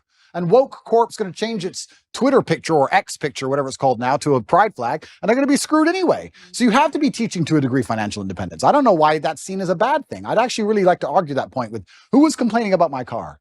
I think Who was complaining about one of my 42 cars? I think it was a packaged, this video and kind of showing that you're not actually good for young men. And they wonder why they lose the culture war. Imagine sitting there telling young men, don't have a nice car like him, don't be fun like him, don't do that. Like, what planet are you people on? No wonder. Just have a sense of humor. Like, I think Colby Covington's Instagram is hilarious. Completely. I know this is not how he lives. Like, first off, to be an MMA fighter, his whole life is diet, extra. I mean, he's beating his body every day. He doesn't really have time to be going to the strip club. And, but I get the brand. I think it's hysterical. He's actually a really wonderful human being.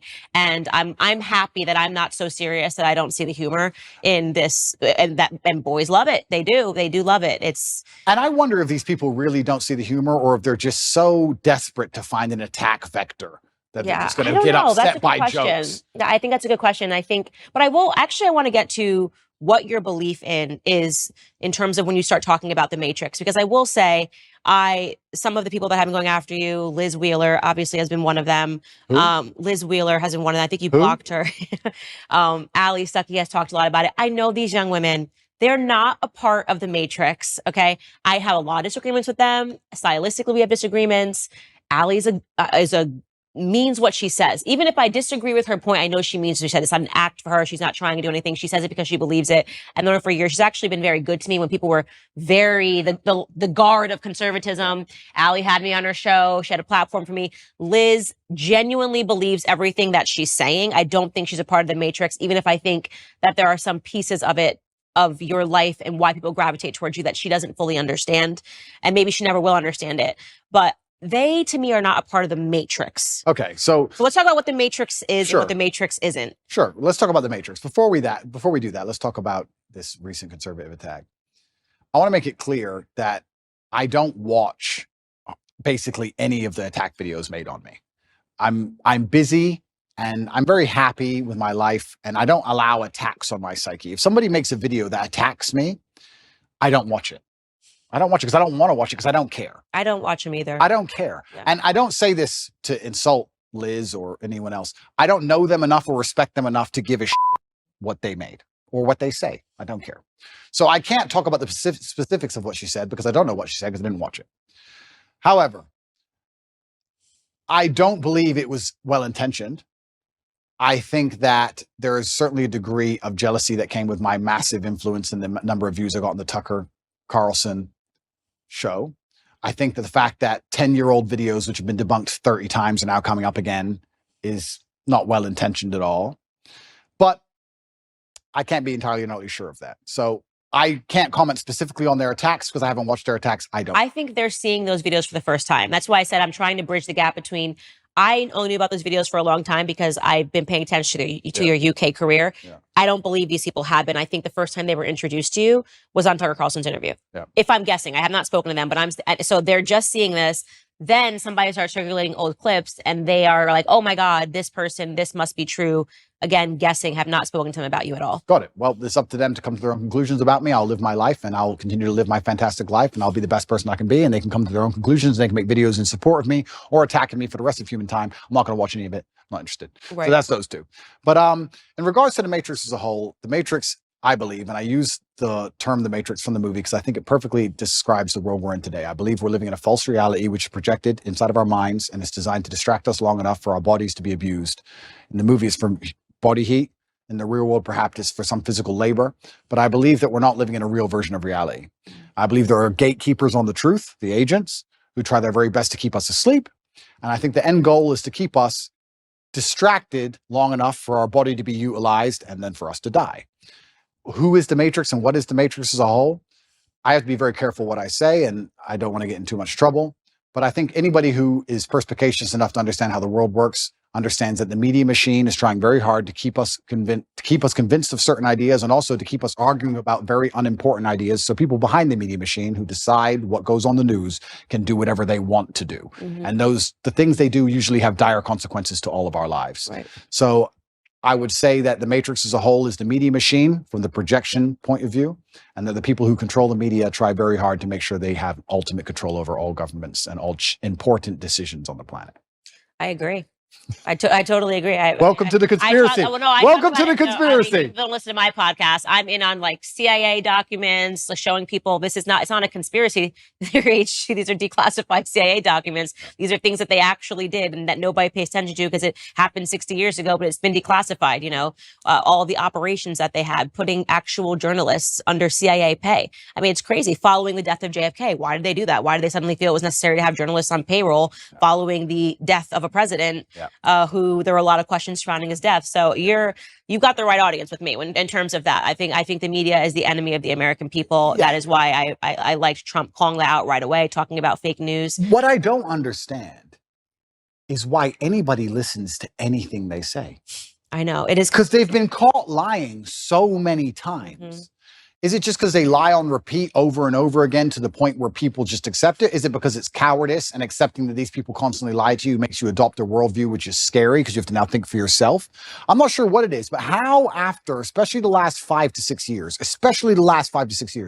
can you believe a word these people say to you? Well, because if they say it enough, it becomes true. And they've been able to show that if you say something over and over again to someone, they will accept it as a truth. And that was another declassified CIA experiment. It was super interesting. They put a bunch of people in the room. So let's say there's 20 people in a room, right? And 19 of them are agents, and one of them is actually the person they're testing.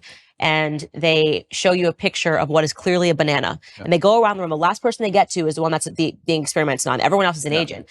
And they say, what is this? And the first person says, apple. Apple. It's clearly a banana. Yeah. By the time they get to that 19th person who is not an agent, that person just says it's an apple, even though it's clearly a banana. They don't even believe their own eyes anymore because they're going, okay, well, if 18 people in this room have said that it's an apple, what do you see? An apple, apple, apple. Then they just say apple. So there's a lot of evidence they do it because it works, and everything around us shows you it works. We're right now debating whether or not, children can pick their gender. How did we get here? This is something that you couldn't even fathom when we were in high school, that people would be saying like your little boy could be a little girl, but we're here today and actual adults are believing this information because it's been said enough times to whatever segment of the population that they're accepting it as true. So they do it because it's been effective.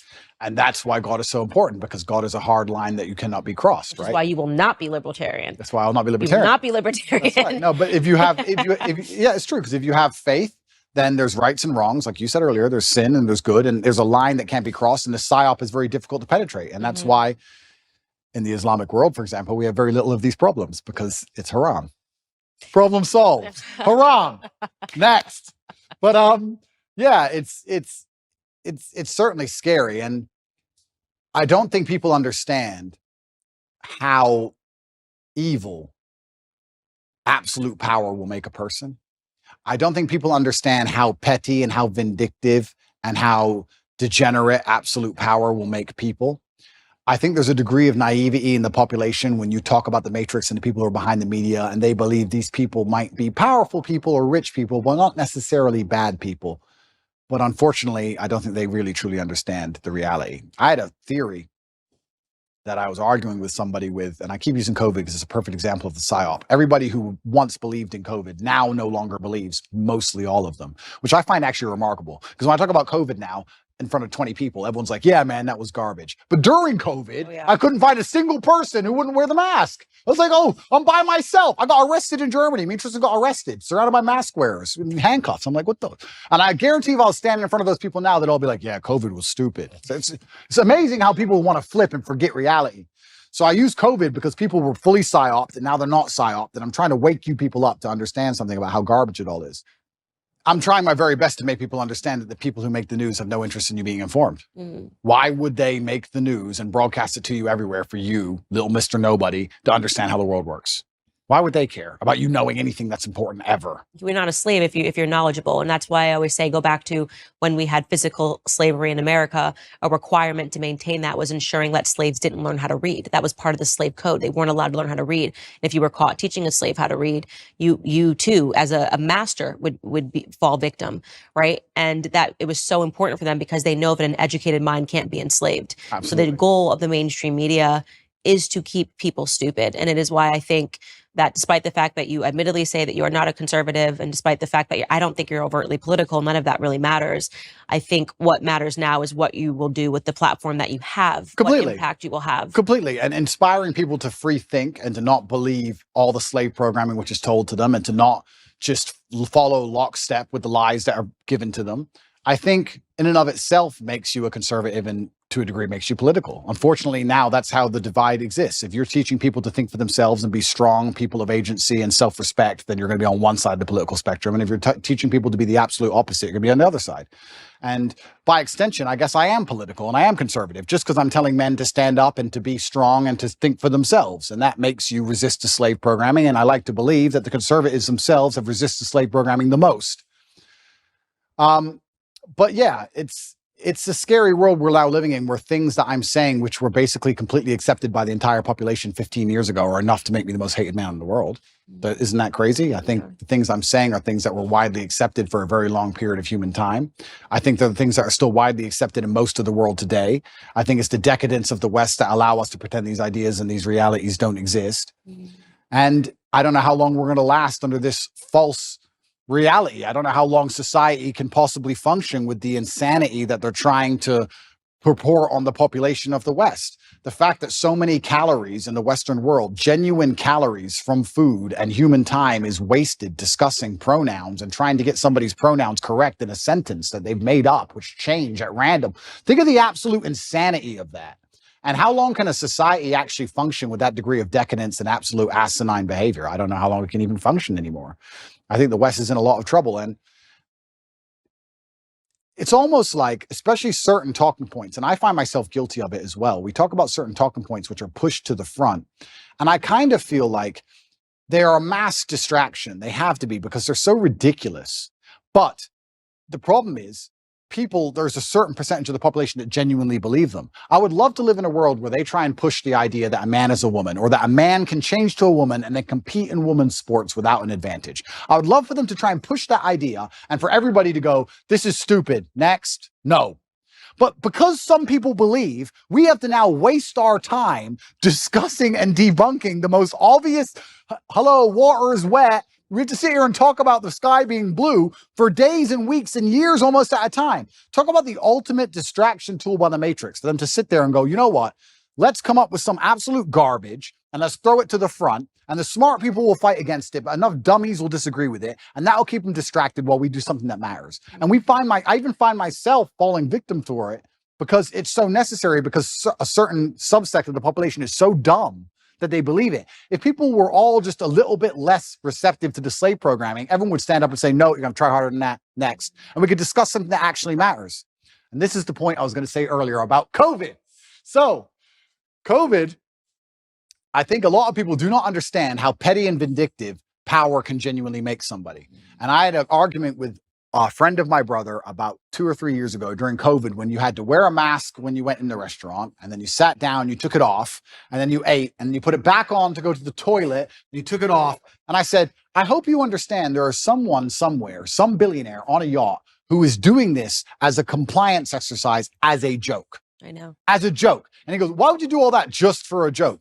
Because if you're in charge of the entire world and you have unlimited money, what's going to make you happy? A Ferrari? You've had Ferraris your whole life. Boring. All that you care about is power, compliance. It's all funny to you. It's vindictive. It's petty. Why not? You're in charge. For the same reason, if you're in charge of a big company, you're like, I want you all in at 8:45 tomorrow. Why not? It's a power play. Ego, status, respect, all the things we were talking about earlier. These people are born into massive influence. Money doesn't make them feel powerful. They've never worked for anything in their lives. Now they have a little bit of control over you. They're going to make you do some dumb so they can laugh at you. I'm telling you, it was a joke. I say the same thing. I'm like, there's no way they're not just playing like Simon Says to see if they can actually make people abide by these things, and people keep actually abiding by them. There's no way that they're not sitting back laughing. It's a joke. They must be laughing, because it's so preposterous. And people don't understand that there are people in the world who have power, who are literally vindictive enough to just mess with the entire populace for a joke. And I don't think people understand, when you look at the Matrix as a whole, and yeah, You talk about the media machine and how it's trying to push these ideas on you, and the people behind it. The people behind it do not have any kind of genuine intention. Their intentions are absolutely and utterly selfish. They want to feel good and feel powerful no matter what it takes. Or they might have some sexual perversion. They want more transsexuals in the world, and then they decide to just create them. Who knows? They just want less men. Or less The men. only thing that can stand up to evil is strong men. So Absolutely. So however they have to do it, whether they have to push homosexuality, whether they have to push people literally making themselves eunuchs by going into the doctor and saying, chop off my penis, I don't want it anymore. But that if they have to make women believe that they can be men when we can't, it all becomes a joke when there actually is a war. You realize we were never going to be able to fill that void. I think it is an attack on masculinity, which is why I do believe that raising up strong men is the number one requirement in society right now. Is this Darwinism, do you think? Well, is there a Darwinist? And that's a good question. Is it? I mean, and the reason is because I actually truly respect you, Candace. You're very smart. You're very smart. And often I sit on podcasts and I just talk, but I want to actually get some feedback. If you walk into a doctor and say, please, chop, I can't even say it. You know what I'm saying? Get rid of it. Please. Affirm my mind. Please. I watched the Disney Channel. Please.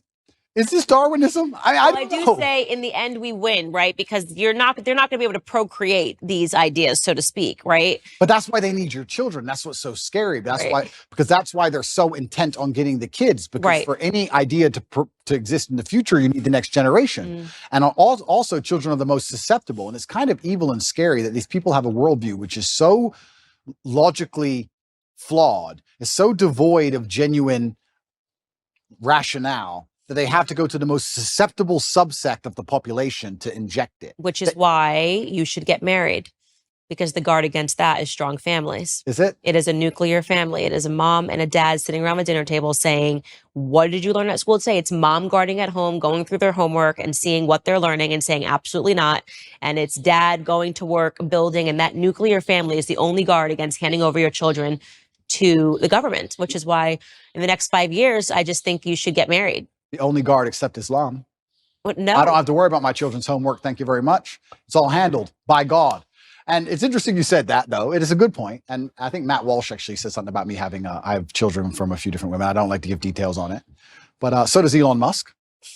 And I do think, although this may be elitist, I will state here that at a certain level of finance, it's not the same crime as it would be if I was a traditionally financed individual. I can afford 2 or 3 families and I can afford to see them all. And I can afford to go to 3 countries in a single day on my jet if I need to. And I'm a very good father to all my children. I love them very much. And you're right. I completely agree with you. The nuclear family is the answer.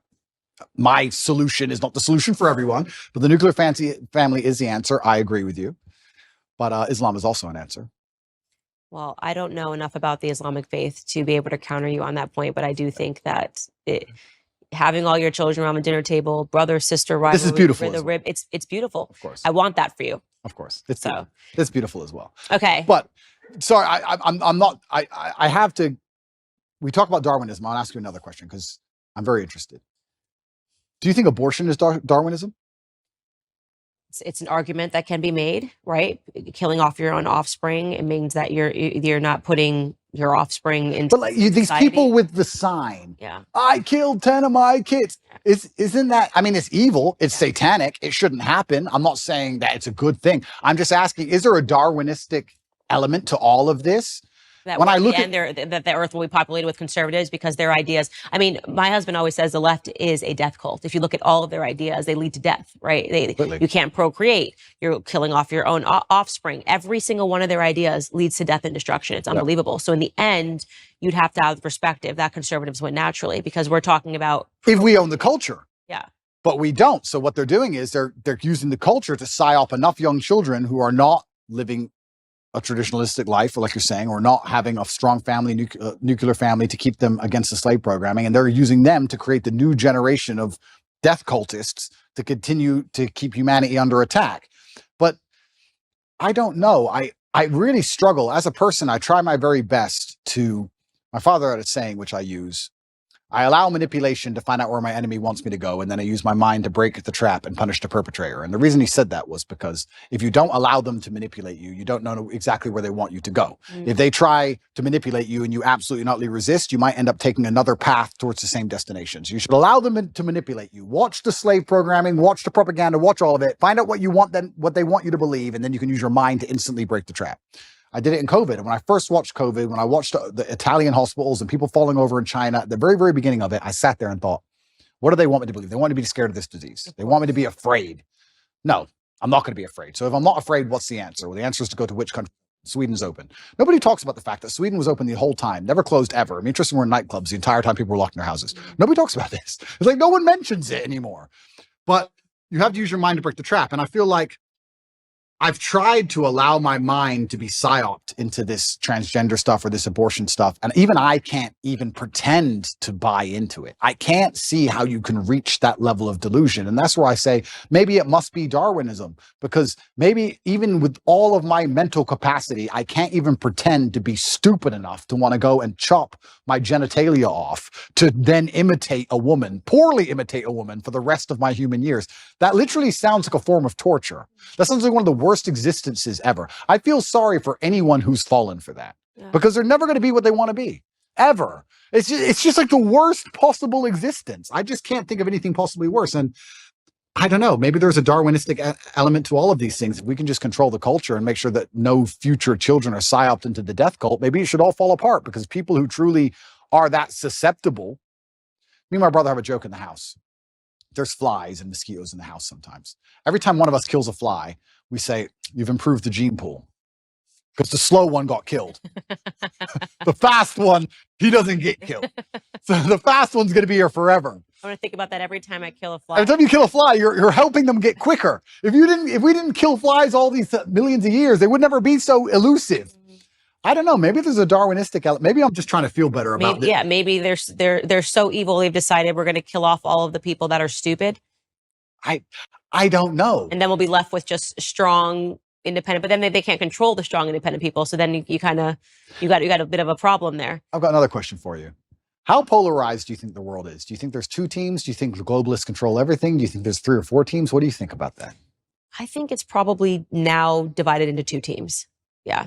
Because now you have to find more in common. It's like, how crazy are you? We may have been divided into 4, 5, 6, but now it's like, do you believe that children should chop their off? Right. Or yes or no. Circle yes or no. Yeah. Right. That's where we're at, because you have to be so far deluded to believe this.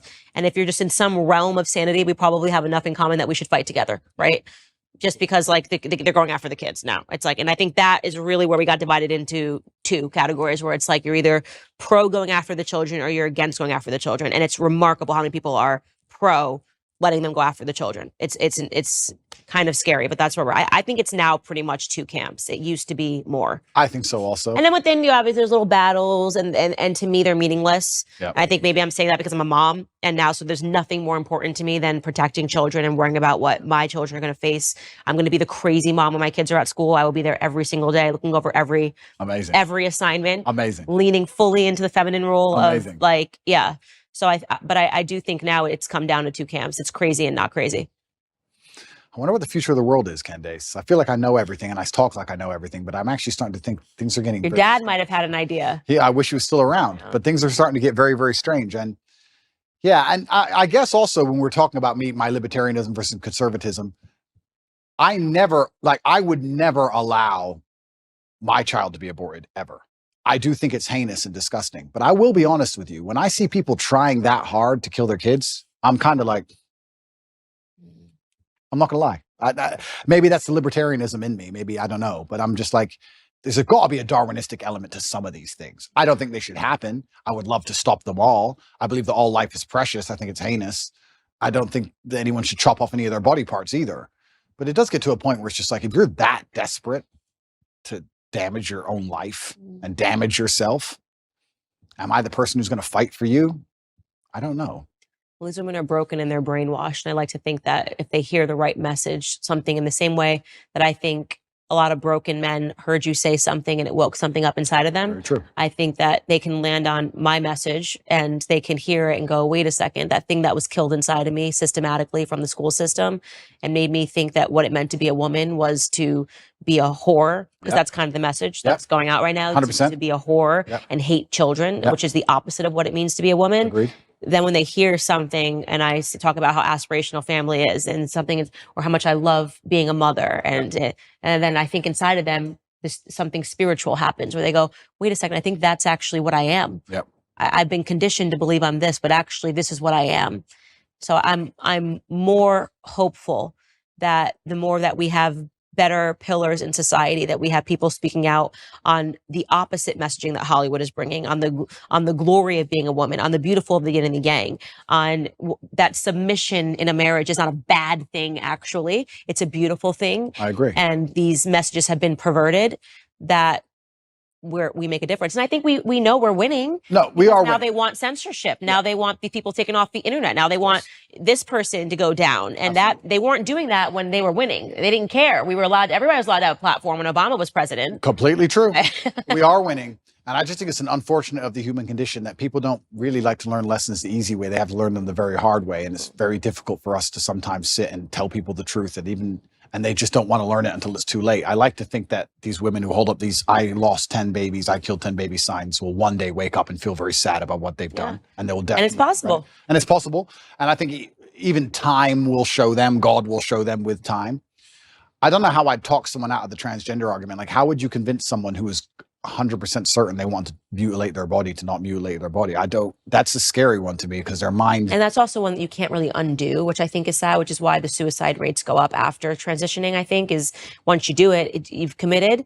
But I've sat down with a man that did that, had the full surgery. His name is Walt Heyer, and he's dedicated the rest of his life to waking up other well, that's the most noble thing you can do. Yeah. He's like, this is what I did. This is how I was convinced. This is how I was brainwashed. This is what happened to me. I was actually just molested when I was a kid, and I just wanted to get rid of my identity in any capacity. So I did the most extreme thing that I could possibly do.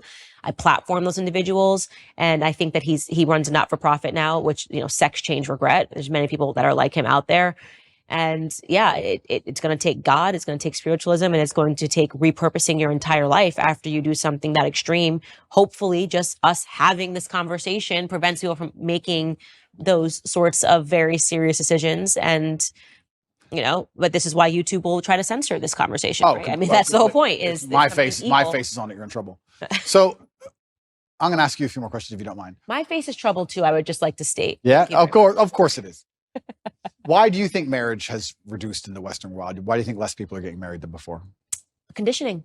It's all about social conditioning, and it's about the feminist messaging. Going back to our conversation about the matriarchy, they've totally conditioned women to believe that marriage is a trap, that you are going to be unhappy, that you are going to be sacrificing your freedom, when in reality, I got more freedom than I ever had when I became married, because I finally became a secure woman. I knew what my purpose in life was when I had children. Everything else is so stupid and meaningless. How could you think you were going to find your purpose at the bottom of a Red Bull vodka at One Oak, Candace?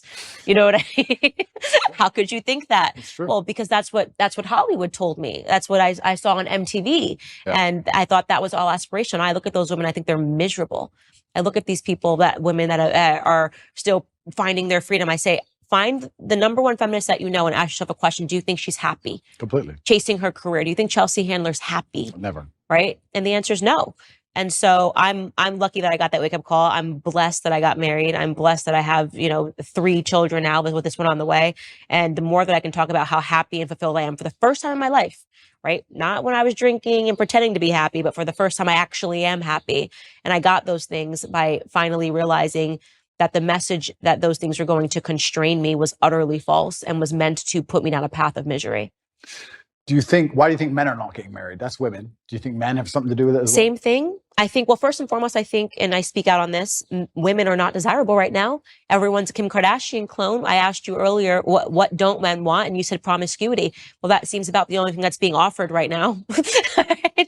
When I open my Instagram and I've got butt cheeks and I'm going, people are like, I don't understand why no one wants to marry. This woman's been married 4 times. I'm like, well, I can understand it, because even if men think they want it in the short term, when you see a girl, she's half naked, she looks good. Yeah, sure. You probably do want to have sex with her. I bet you're wired that way. You're hardwired wired that way. Yeah. But then what happens after you have sex with her and you realize that so did 20 other dudes 100%. in the same week, you don't want her. You nailed it. You Yeah. absolutely not only nailed it. And this is where we're in such a difficult, it's a race to the bottom between the two genders, right? Yeah. As the women act worse, the men act worse by extension. Yeah. Because if you're going to be moral in an immoral world, you're going to end up wrecked. Right. So it's getting harder and harder. So we have to kind of like fix one of the genders first. Women aren't desirable right now as in the Western hemisphere as a whole. And of course, Finding a wife is hard. Finding a wife is hard. And it's because women are literally being conditioned to behave like sluts. Completely. And they're also being conditioned to leave the man as soon as things get difficult. Mm-hmm. There's a lot of programming in this I don't think even many people pick up on, but women are conditioned to act a certain way before marriage, but also during marriage, men and women are conditioned differently. If you have a man who's been married for 10 or 15 years, and let's say he doesn't sleep with his woman anymore, and he goes on TV and says, me and my woman have been married for 15 years. We no longer have sex. I'm not satisfied. I should leave. Everyone will say to him, no, you can't leave. You can't leave her just because she won't have sex with you. Are you out of your mind? Are you crazy? Stick by your woman. She has an emotional problem, etc. If you had a woman who said, I've been married for 15 years, I've been with him, I'm not attracted anymore, I don't have sex with him anymore. You deserve freedom. You can go get someone else. Why are you putting up with this? His feelings aren't your responsibility. So it's actually very interesting. Also, the psyop happens post-marriage. Women are also attacked post-marriage to not try, not stick around, not worry about their husband's needs. Speaking to your point, one thing I speak to the young women that follow me about is making an effort after you get married. This idea, I was reading this ridiculous column, Ask Jane, where a guy was writing in earnest saying, I love my wife. She's a wonderful mother to our children. We've been married. She had one child. 2 years later, she gained 50 pounds and hasn't lost it. Yeah. And Jane wrote back to him and yelled at him for saying, he's like, I'm not attracted to her anymore. I don't want to. Just yelled at him for even saying this. And I'm going, no, why are you yelling at him for being honest? The idea that marriage is a finish line is problematic. Yep. That, I got the guy. I pretended that I like to work out and go to the gym. And now that I've got him, I'm going to gain 200 pounds and he's just stuck with me. Yeah. That is a poisonous mentality. You should make an effort for your husband. That's part of marriage is caring about each other, caring about each other's health. Health is wealth. So it's even that is toxicity to say to a woman, to say to a man, you just have to like her anyways. If she's 300 pounds and doesn't care anymore and sits on the couch all day, that's not what marriage is really about. Completely agree. And I think everything in life is rented. I don't think anything is ever owned. I think that your health is rented and you have to pay the rent every day. And Right. Your marriage is rented and you have to work on your marriage every day. And your business is rented and everything you have is rented. I think the idea that even owning anything or anything as a finish line is wrong. Right. You don't just start a company and go, okay, I'm rich now. No, you got to work on that company every day. It's rented. You don't just get in shape and go, I'm in shape now. It's done. No, absolutely everything's the same. And a relationship is exactly the same. And I completely agree with you. I think that the breakdown of the nuclear family and the breakdown of marriage in the West is actually one of the ills and one of the big problems with it. I am not married myself, so I'm not being completely, I don't want to come across as hypocritical, but I do think that is actually a fast way to a degree to solve a lot of problems in society. I do think, though, in the current setup of society, I think the reason a lot of men are also rejecting marriage is, one, because there's not many wives to find, but two, I think a lot of men find themselves very unhappy in marriage because the women have no interest at all in satisfying them, like you said, or no interest at all in their needs, and they end up scared of divorcing her because they're going to be bankrupt in a marriage where they don't feel respected. Kids don't listen to them and they're not the king of their own household. So what would be the attraction in getting married unless you're going to be the king of your own household? And that can be extrapolated and discussed in two different ways. One about feminine submissiveness, but also about masculine accountability and excellence. Because I think if you're truly an excellent man, you can be the king of any household. So Right. It's very interesting. It's kind of interesting how all arguments come back to almost the same base biological things. And you teach women to be good women, you teach men to be good men, and everything kind of works out after that. And if you break those two things, everything built on top of it completely degrades and breaks down. Because even all the other things we discussed how masculinity would have prevented a lot of the COVID crisis. We can talk about how genuine masculinity or a good nuclear family and anti-propagandist dinner table can prevent a lot of this transgender insanity. There's so many things can be fixed with a man being a man and a woman being a woman. It's like the ultimate cure. Is what I always say, and it's so natural defining the roles in the household. So like me, my husband had to sit down, and it just was. I had a natural proclivity to do certain things. Yeah. I always give the greatest example. When a baby is born, the men don't know what to do for the first. You just need your girls. They just are. What do I do? And I remember thinking about every diaper size, transitioning, what clothes he needed, what onesies, all of the stuff. George, not there. We're not there. I think Georgie must have been, that's my son's name, Georgie, must have been 2 months old.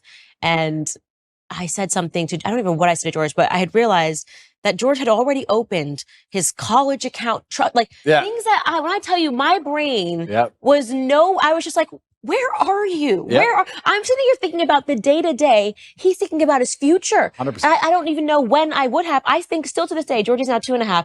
I still would not have opened an account for him. It just is not where my brain was. 100%. And so I love telling that story because it just speaks to how different. I'm like, did you try to feed him? He's like, I don't know why he's crying. I'm like, have you tried giving him food?